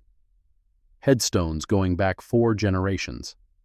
Her grandmother's grave was fresh, the dirt still dark against the surrounding grass. The headstone had been placed yesterday. Simple gray granite. Mabel Louise Westbrook, 1932-2024. She kept the land. 4 words that summarized a lifetime. Naomi knelt beside the grave, heedless of the dew soaking through her dress. I kept my promise, Grandma. The land stays in the family. Your land, our land. The breeze stirred the branches of a nearby magnolia. Somewhere in the darkness, an owl called. I wish you could see what happens tomorrow. I wish you could be there, but I know you will be. The same way you've always been there, watching, guiding, reminding me where I came from. She placed her hand on the cool earth. Thank you for everything, for teaching me to fight, for teaching me to document, for teaching me that some things are worth protecting, no matter the cost. She stayed there for a long time, in communion with the dead and the living and the generations yet to come. When she finally rose, Deacon Elijah Fonville was standing at the cemetery gate. He had approached silently, or she had been too absorbed to notice. Thought I might find you here, he said, saying goodbye. Saying goodbye to her, but not to this place. He gestured at the land around them. This place is part of you now. No matter where you go, no matter how high you rise, this red clay will always be under your feet. I know. Your grandmother knew it too. That's why she fought so hard to keep it. Not because the land itself was so valuable, but because of what it represented. Freedom, ownership, the right to have something that no one could take away. They tried to take it. They always try. They've been trying since your great-great-grandfather first scratched his name on a deed.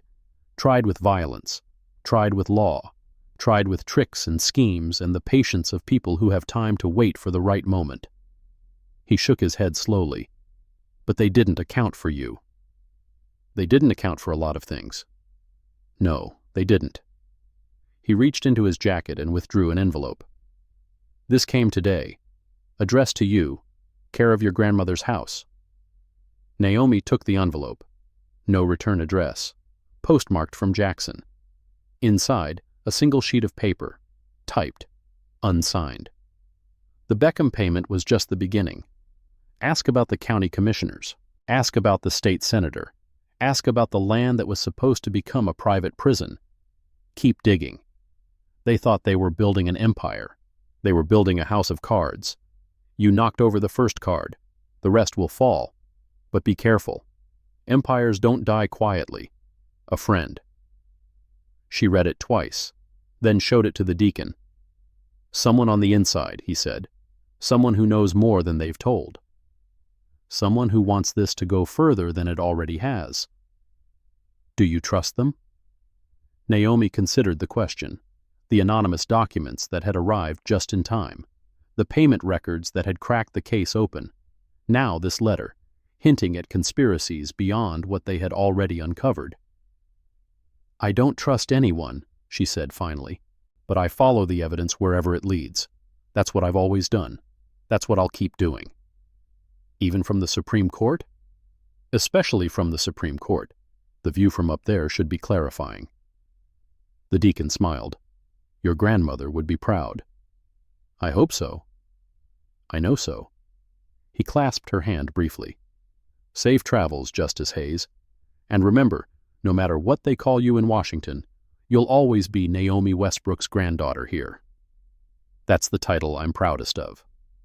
The White House gleamed in the March sunshine, its facade reflecting light that had illuminated inaugurations and crises and moments of national transformation for over 2 centuries. Naomi arrived at the East Wing entrance at 9 a.m., accompanied by her husband Jonathan, who had flown down from Georgetown that morning. He was a quiet man, a history professor at Howard University, who had spent 23 years supporting her career without ever trying to claim any part of it for himself. "Ready?" he asked, straightening his tie. "I've been ready for 30 years. "No." He took her hand. "I mean ready for everything that comes after.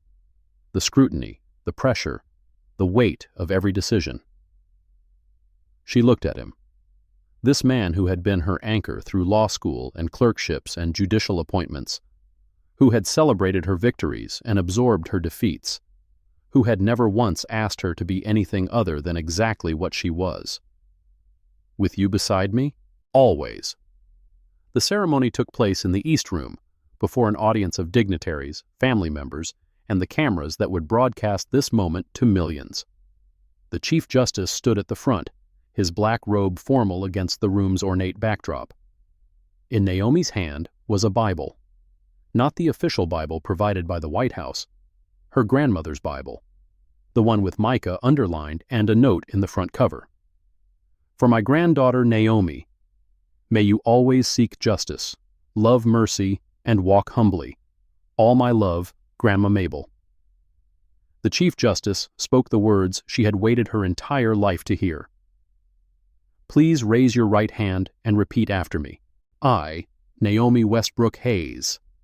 I, Naomi Westbrook Hayes.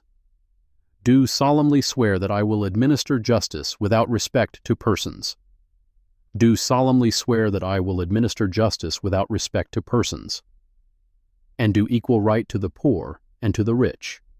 And do equal right to the poor and to the rich. And that I will faithfully and impartially discharge and perform all the duties incumbent upon me. And that I will faithfully and impartially discharge and perform all the duties incumbent upon me. Under the Constitution and laws of the United States. Under the Constitution and laws of the United States. So help me God. So help me God." The Chief Justice smiled. "Congratulations, Justice Hayes." Applause erupted. Jonathan squeezed her hand. Somewhere in the audience, she heard someone crying, the good kind of tears that come with witnessed triumph. But even as she smiled for the cameras, even as she accepted congratulations from the president and her new colleagues, part of her mind remained in Tulliver County, with the families still waiting for justice, with the investigation still unfolding, with the anonymous letter promising that more revelations were to come. She had climbed to the highest court in the land. But the work was just beginning. 3 weeks after the swearing-in, the first dominoes began to fall. The Mississippi Commission on Judicial Performance formally charged Floyd Beckham with judicial misconduct, corruption, and violation of his oath of office. The charges carried potential penalties ranging from censure to removal from the bench. His attorney promised to fight every accusation. Public opinion suggested the fight would be short and unsuccessful. Cassian Pryor pleaded guilty to wire fraud and conspiracy in federal court, accepting a deal that would see him cooperate fully with the ongoing investigation in exchange for a recommended sentence of 7 to 10 years. In his allocution, he named names that had not previously been public, names that reached further into the state's power structure than anyone had expected. Sheriff Boyce Ryland was indicted on civil rights charges related to Naomi's detention, as well as separate charges stemming from his role in the property scheme. His union provided an attorney. His colleagues provided silence. The evidence provided no escape. And Fern Tully, the deputy clerk who had claimed she was just following orders, became the prosecution's star witness. In exchange for a reduced sentence, she provided detailed testimony about how the scheme operated: the fake wills, the expedited filings, the phone calls that coordinated timing between arrests and court orders, the small payments that added up to betrayal. The news coverage was relentless. The story had everything: corruption, race, land, history. And at its center, a Supreme Court justice who had walked into a courtroom as an ordinary citizen and emerged as the catalyst for the largest civil rights prosecution in Mississippi since the 1960s. Naomi watched the coverage when she could, which was rarely. Her days were consumed by the work of the court, the cases and conferences and constitutional questions that demanded every ounce of her attention. But late at night, alone in her chambers, she would read the updates from Silas Beaumont, who had become the de facto coordinator for the affected families. The Henderson property was recovered, one email read. The current owner turned out to be a shell company owned by Pryor's law partner. Federal forfeiture. They're still processing the paperwork, but Sarah Henderson will have her father's land back by summer. 2 more families came forward today, read another. Cases from 2016 and 2018. Same pattern, same players. The investigation is expanding. And then, one night, an email that changed everything. Someone sent me another package: payment records, a list of properties, and a name I didn't expect. State Senator Roland Chambers. He's been receiving payments from Tulliver Delta for 6 years. The documents show he helped block 3 separate investigations into property fraud in the Delta region. The conspiracy goes all the way to the state capitol.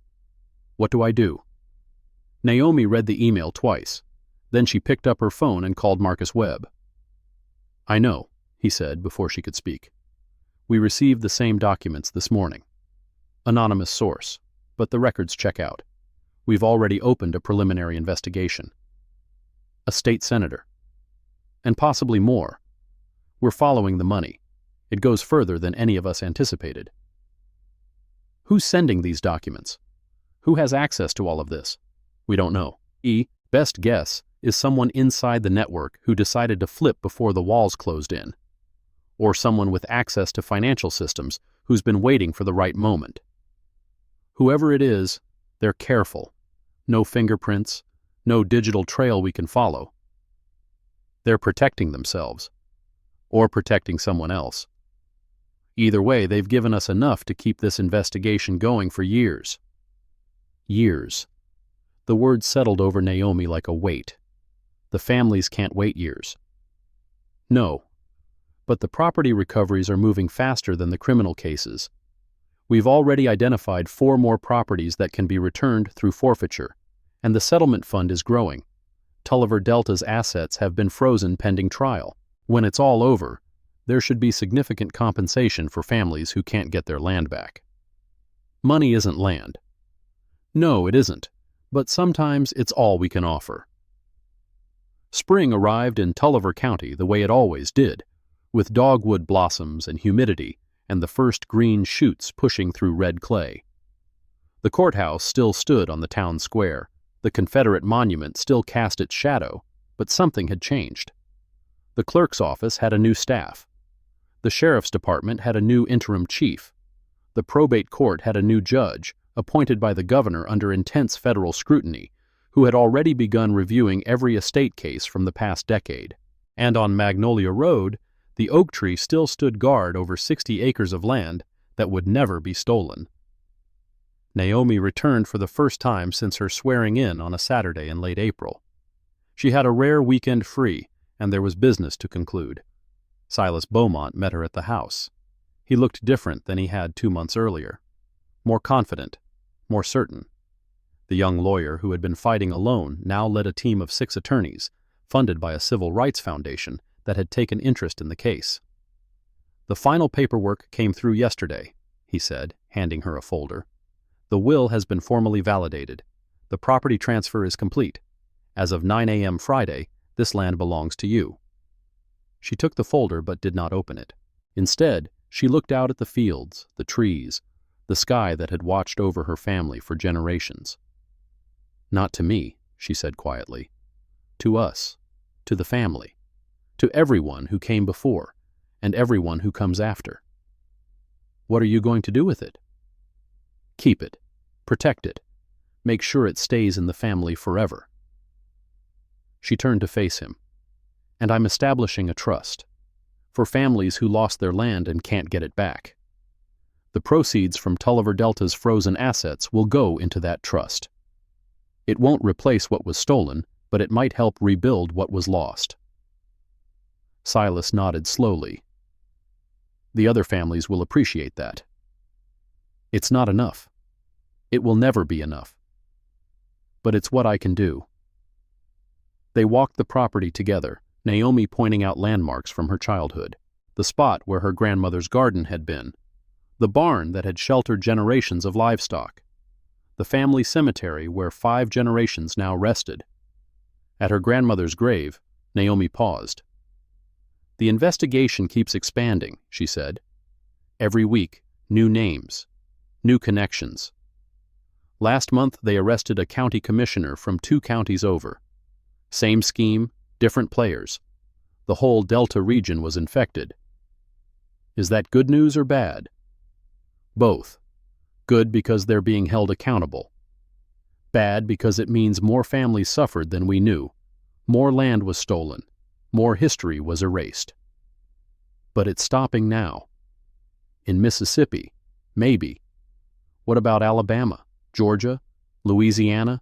How many other places have systems just like this, running for decades, protected by people who are supposed to enforce the law?" Silas had no answer. Neither did she. But she had a platform now, a voice, a position from which to speak truths that most people would prefer not to hear, and she intended to use it. The summer brought convictions. Floyd Beckham pleaded guilty to bribery and conspiracy, accepting a sentence of 12 to 15 years in exchange for testimony against other participants. His judicial career was over. His pension was forfeit. His legacy was disgrace. Boyce Ryland went to trial and lost. The jury deliberated for 4 hours before finding him guilty on all counts. The judge sentenced him to 18 years. He showed no emotion as the bailiffs led him away. Cassian Pryor's cooperation reduced his sentence to 6 years, but his testimony brought down a dozen others. The law partner, the accountant, the real estate agents who had facilitated transfers. The network unraveled, thread by thread. And State Senator Roland Chambers, confronted with evidence of 6 years of payments, resigned his seat and negotiated a plea deal that would keep him out of prison but end his political career. His resignation speech blamed political enemies and media sensationalism. No one believed him. The anonymous documents kept coming.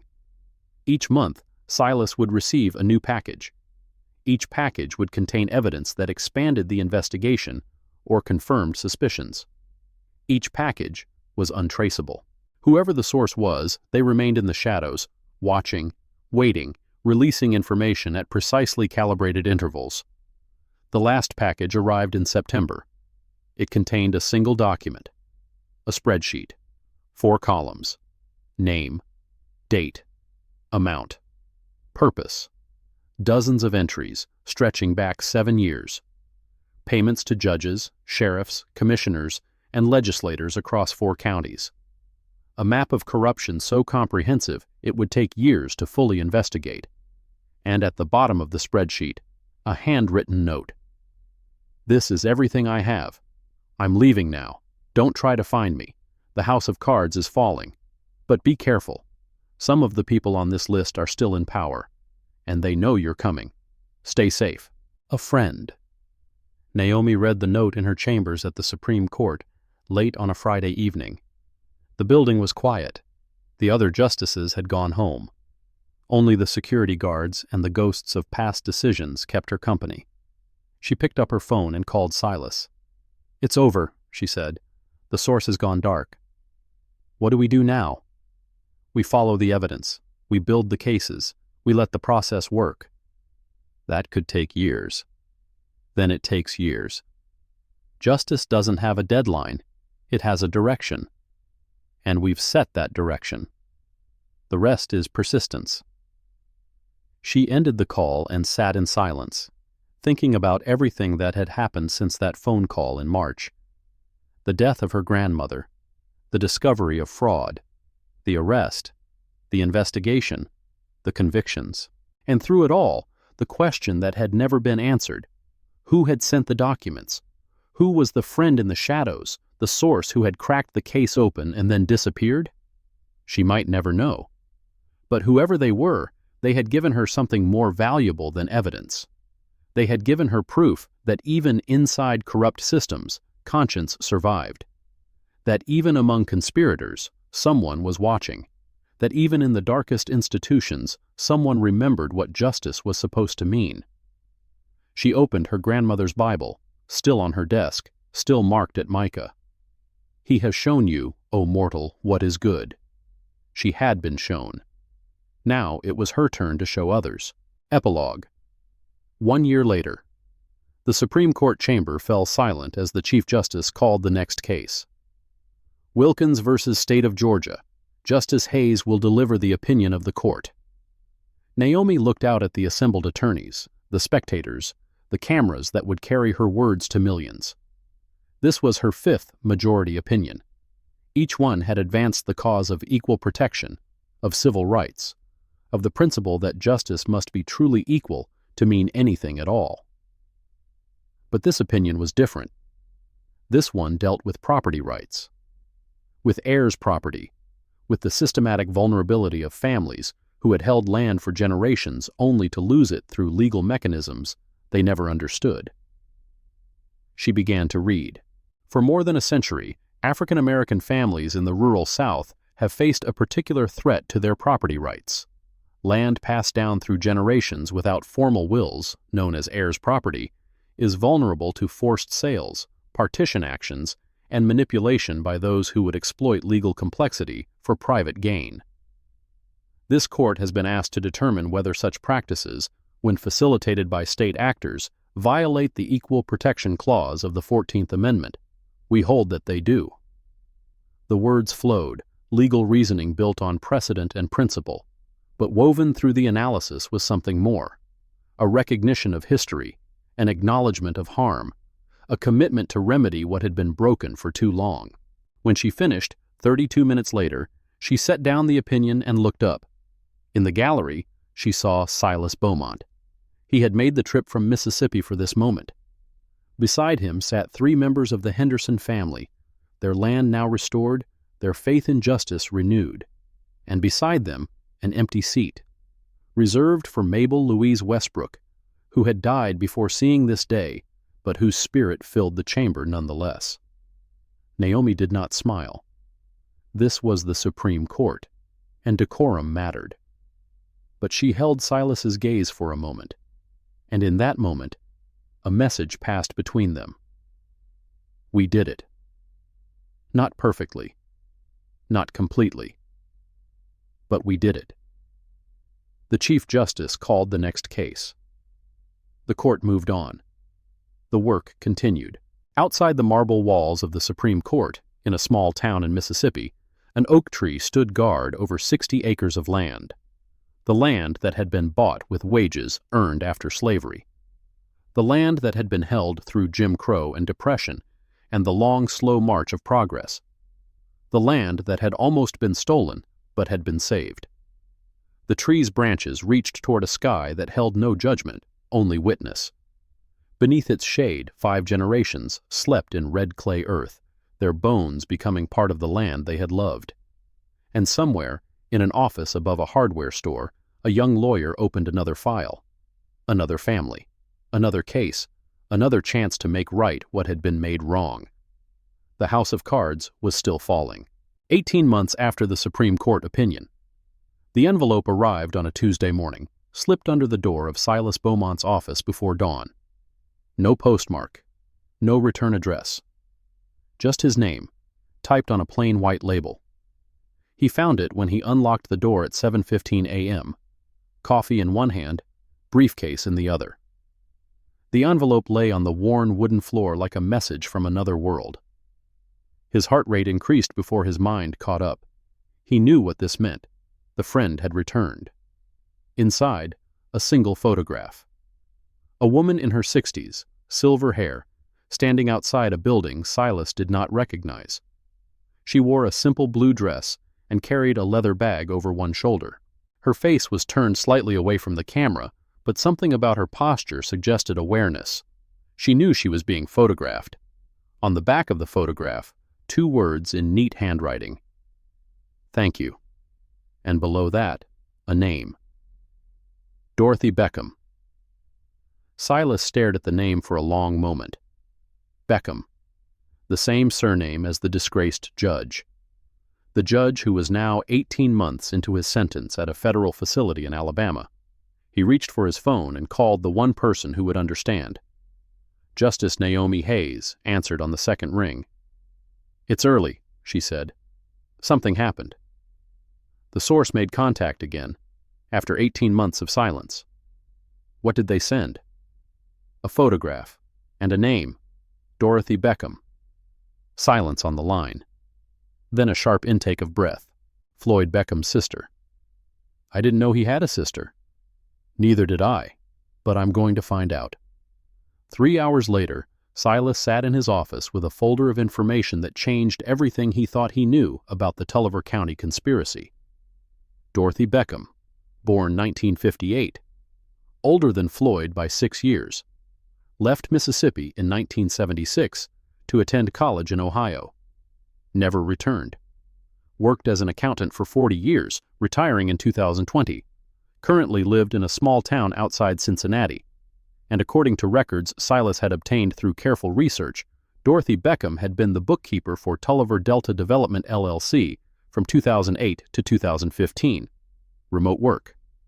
Payments deposited to an account in Ohio, a quiet arrangement that had ended 7 years before the investigation began. She had known. From the beginning, she had known what her brother was doing, what the company was doing, what was being stolen from families who had no power to fight back. And at some point, she had decided to stop it. The documents that had cracked the case open, the payment records, the emails, the spreadsheet that had mapped the entire conspiracy. All of it had come from someone with access to Tulliver Delta's financial records. Someone who had kept copies. Someone who had waited for the right moment. Dorothy Beckham had been the friend in the shadows. Silas called Naomi again. "It was his sister," he said. "Floyd Beckham's sister was our source." "I know. I just got off the phone with Marcus Webb. The FBI identified her 6 months ago but kept it quiet. She's been in protective custody since the trial ended." "Why didn't they tell us?" "Because she asked them not to. She wanted to remain anonymous. She felt guilty, I think, for not coming forward sooner, for taking their money for 7 years before she decided to do something. She brought down the entire conspiracy. Everything we accomplished started with her documents. And she had to betray her own brother to do it. That's not a small thing, Silas. Whatever she did wrong, she paid for it in ways we can't imagine." Silas looked at the photograph again. The woman with silver hair, face turned away. Hiding from the camera. Hiding from judgment. Hiding from a past she could not escape but had tried to make right. What happens now? Now we tell the families. They deserve to know who saved them. The memorial was held on a Saturday afternoon in late October, 2 years and 7 months after Mabel Westbrook's death. The site was the family cemetery on Magnolia Road, expanded now to include a small pavilion where gatherings could be held. 13 families attended. The original 13 who had lost land to Tulliver Delta's scheme. Some had recovered their property through forfeiture proceedings. Others had received compensation from the settlement fund Naomi had established. All carried the scars of what had been taken from them, even if the wounds had begun to heal. Justice Naomi Hayes stood at the front of the gathering, dressed in simple black, the leather notebook still in her hand. She had made the trip from Washington specifically for this occasion, her first return to Tulliver County since the Supreme Court opinion. "We're here to remember," she began, "to remember what was taken, to remember who took it, and to remember who gave us the power to fight back." She paused, looking out at the faces before her. Old and young, men and women. 3 generations of families whose histories had been threatened but not erased. For 2 years, we wondered who sent the documents that exposed this conspiracy. We called them a friend. We trusted their information without knowing their identity. We followed their evidence without understanding their motivation. She held up the photograph that Silas had received. Her name is Dorothy Beckham. She is the sister of Floyd Beckham, the judge who presided over most of the fraudulent property transfers in this county. For 7 years, she worked as the bookkeeper for Tulliver Delta. She saw the payments, she saw the documents, she saw what was happening to families like yours. A murmur ran through the crowd. Some faces showed anger, others showed confusion, a few showed something like understanding. She did not come forward immediately. She took their money. She kept their secrets. For 7 years, she was complicit in what was being done to you. Naomi lowered the photograph. And then she changed her mind. In 2015, she resigned from Tulliver Delta.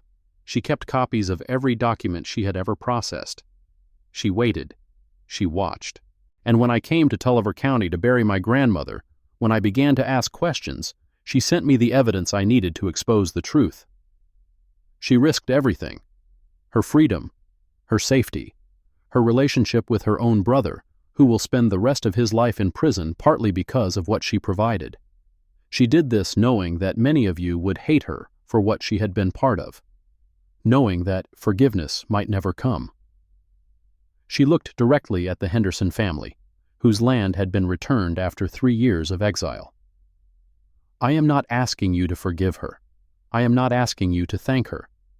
What was done to your families cannot be undone by good intentions or late repentance. The harm is real. The losses are permanent.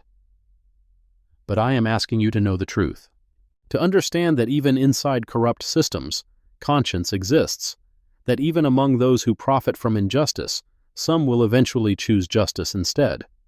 That change is possible, even when it seems impossible.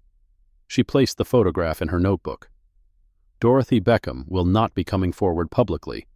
She has asked to remain in the shadows, where she has lived for so long, but her story is part of your story now, and I thought you deserved to know it. The gathering continued for another hour. Families shared memories of the land they had lost or recovered. Children played on the grounds that their great-great-grandparents had purchased with wages earned after slavery. The oak tree cast its shadow over all of them, witness to another chapter in a story that stretched back generations. As the afternoon faded, Silas approached Naomi. "There's something else," he said. "Something I haven't told you yet." "What?" "The last package Dorothy sent. The spreadsheet with all the names. There was one name I couldn't identify. Payments going back 5 years to someone listed only as Capital Consulting LLC. Who's behind it?" "I finally found out. The company is registered to a trust controlled by the family of Governor Harrison Wells." Naomi's expression did not change, but something in her eyes sharpened. The current governor, who appointed 3 of the judges involved in these cases, who blocked legislative reform twice, who called the federal investigation federal overreach in a press conference last year. Does Marcus Webb know? Not yet. I wanted to tell you first. Naomi looked out at the families gathered on her grandmother's land, at the children who would inherit what had been protected, at the future that had been preserved through sacrifice and courage and the slow, grinding work of justice. "The investigation isn't over," she said quietly. "No, it's not." "How high does this go?" "I don't know yet, but I intend to find out." She turned to face him directly. "Be careful, Silas. The people at the top don't go down easily. They have resources. They have power. They have every reason to make sure that evidence never sees the light of day. I know. Do you have copies of everything? Stored somewhere safe? 3 locations, none of them in Mississippi. Good. She placed a hand on his shoulder. Keep digging, but watch your back. And if anything happens, if anyone threatens you, you call me immediately, day or night. What can you do from the Supreme Court? A small smile crossed her face. You'd be surprised. 6 months later, the Mississippi governor's mansion became the center of a very different kind of story. The FBI arrived at dawn on a Thursday morning, armed with search warrants and subpoenas that had been sealed for 3 months. Governor Harrison Wells was not arrested, not immediately, but his chief of staff was led out in handcuffs. His campaign finance director followed. 3 members of his cabinet resigned by noon. The charges centered on public corruption, bribery, and conspiracy to obstruct justice. The evidence included payment records, emails, and testimony from 2 cooperating witnesses whose identities remained sealed. But the connection to Tulliver County was unmistakable. The same patterns, the same shell companies, the same techniques for hiding money and protecting power. The news coverage was relentless. Reporters descended on Jackson like they had descended on Tulliver County 2 years earlier. The words systematic corruption appeared in headlines across the country. The governor's poll numbers collapsed. Impeachment proceedings began within a week. Silas Beaumont watched the coverage from his office above the hardware store, the same office where he had received the first anonymous documents years ago. His phone rang constantly. Reporters wanted interviews. Families wanted updates. Other attorneys wanted to join the fight. He answered none of them. Instead, he sat quietly, watching the house of cards continue to fall. His phone buzzed with a text message from a blocked number. You kept digging. Good. One more thing. Check the land records for Cypress Point, Hancock County. 2019. Compare to the Wells family trust holdings. The story is bigger than one county. It always was. Stay safe. DB. Silas stared at the initials. Dorothy Beckham. Still watching. Still helping. Still providing the threads that would unravel more secrets. He opened his laptop and began to search. The Cypress Point investigation took another year. Then Hancock County led to Harrison County. Harrison County led to Forest County. Forest County led to a network of land acquisitions, fraudulent wills, and corrupted officials that stretched across the entire Gulf Coast region. When the final indictments were handed down, 47 people faced federal charges. 3 judges, 7 county officials, 15 attorneys, 22 business executives and real estate developers, and 1 former governor whose trial would dominate news coverage for months. The total value of land stolen or fraudulently acquired exceeded $200 million. The total number of affected families exceeded 400. The total years of imprisonment, when all sentences were finally handed down, exceeded 600. And through it all, Justice Naomi Westbrook Hayes continued her work on the Supreme Court. She wrote opinions, she heard arguments, she shaped the law in ways that would protect property rights and civil rights for generations to come. But every October, she returned to Tulliver County, to the land her grandmother had protected, to the oak tree that had witnessed everything, to the cemetery where 5 generations of her family rested. On the 3rd anniversary of her grandmother's death, she stood alone at the gravesite as the sun set over the delta. It's still not over, Grandma, she said quietly. It may never be over. Every time we think we've found the bottom, there's another layer underneath, another scheme, another betrayal, another family that needs help. She knelt and placed a small bouquet of magnolias on the grave. But we're still fighting. Silas and Marcus and all the attorneys who joined the cause, the families who testified even when they were afraid, the whistleblowers who risked everything to tell the truth. We're still fighting.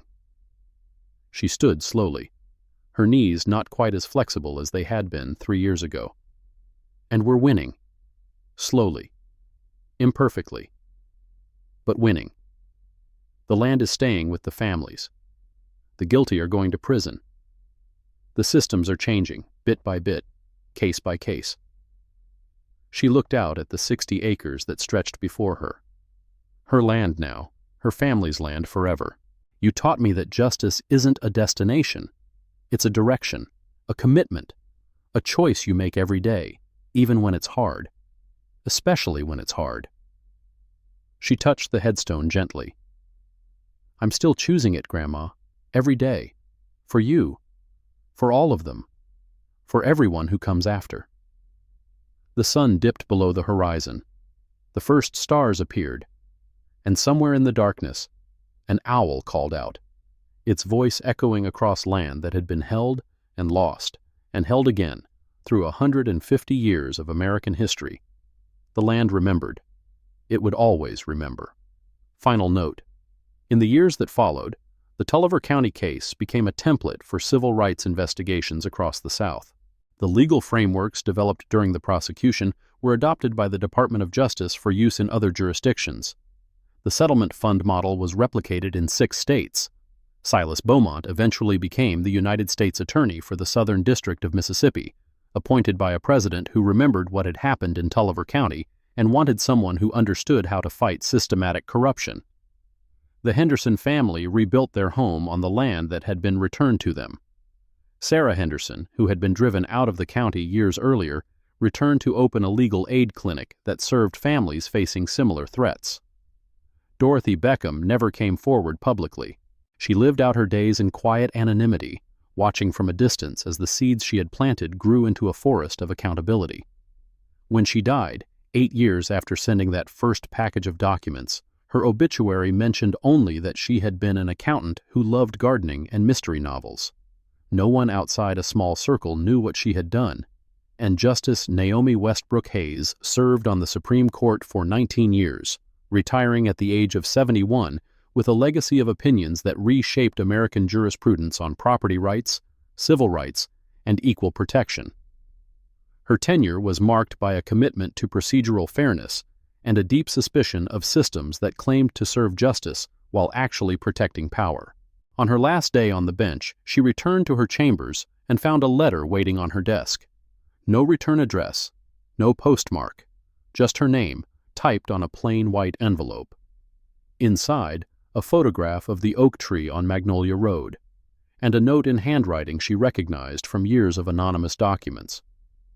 You kept your promise. She would be proud. The land is safe. A friend.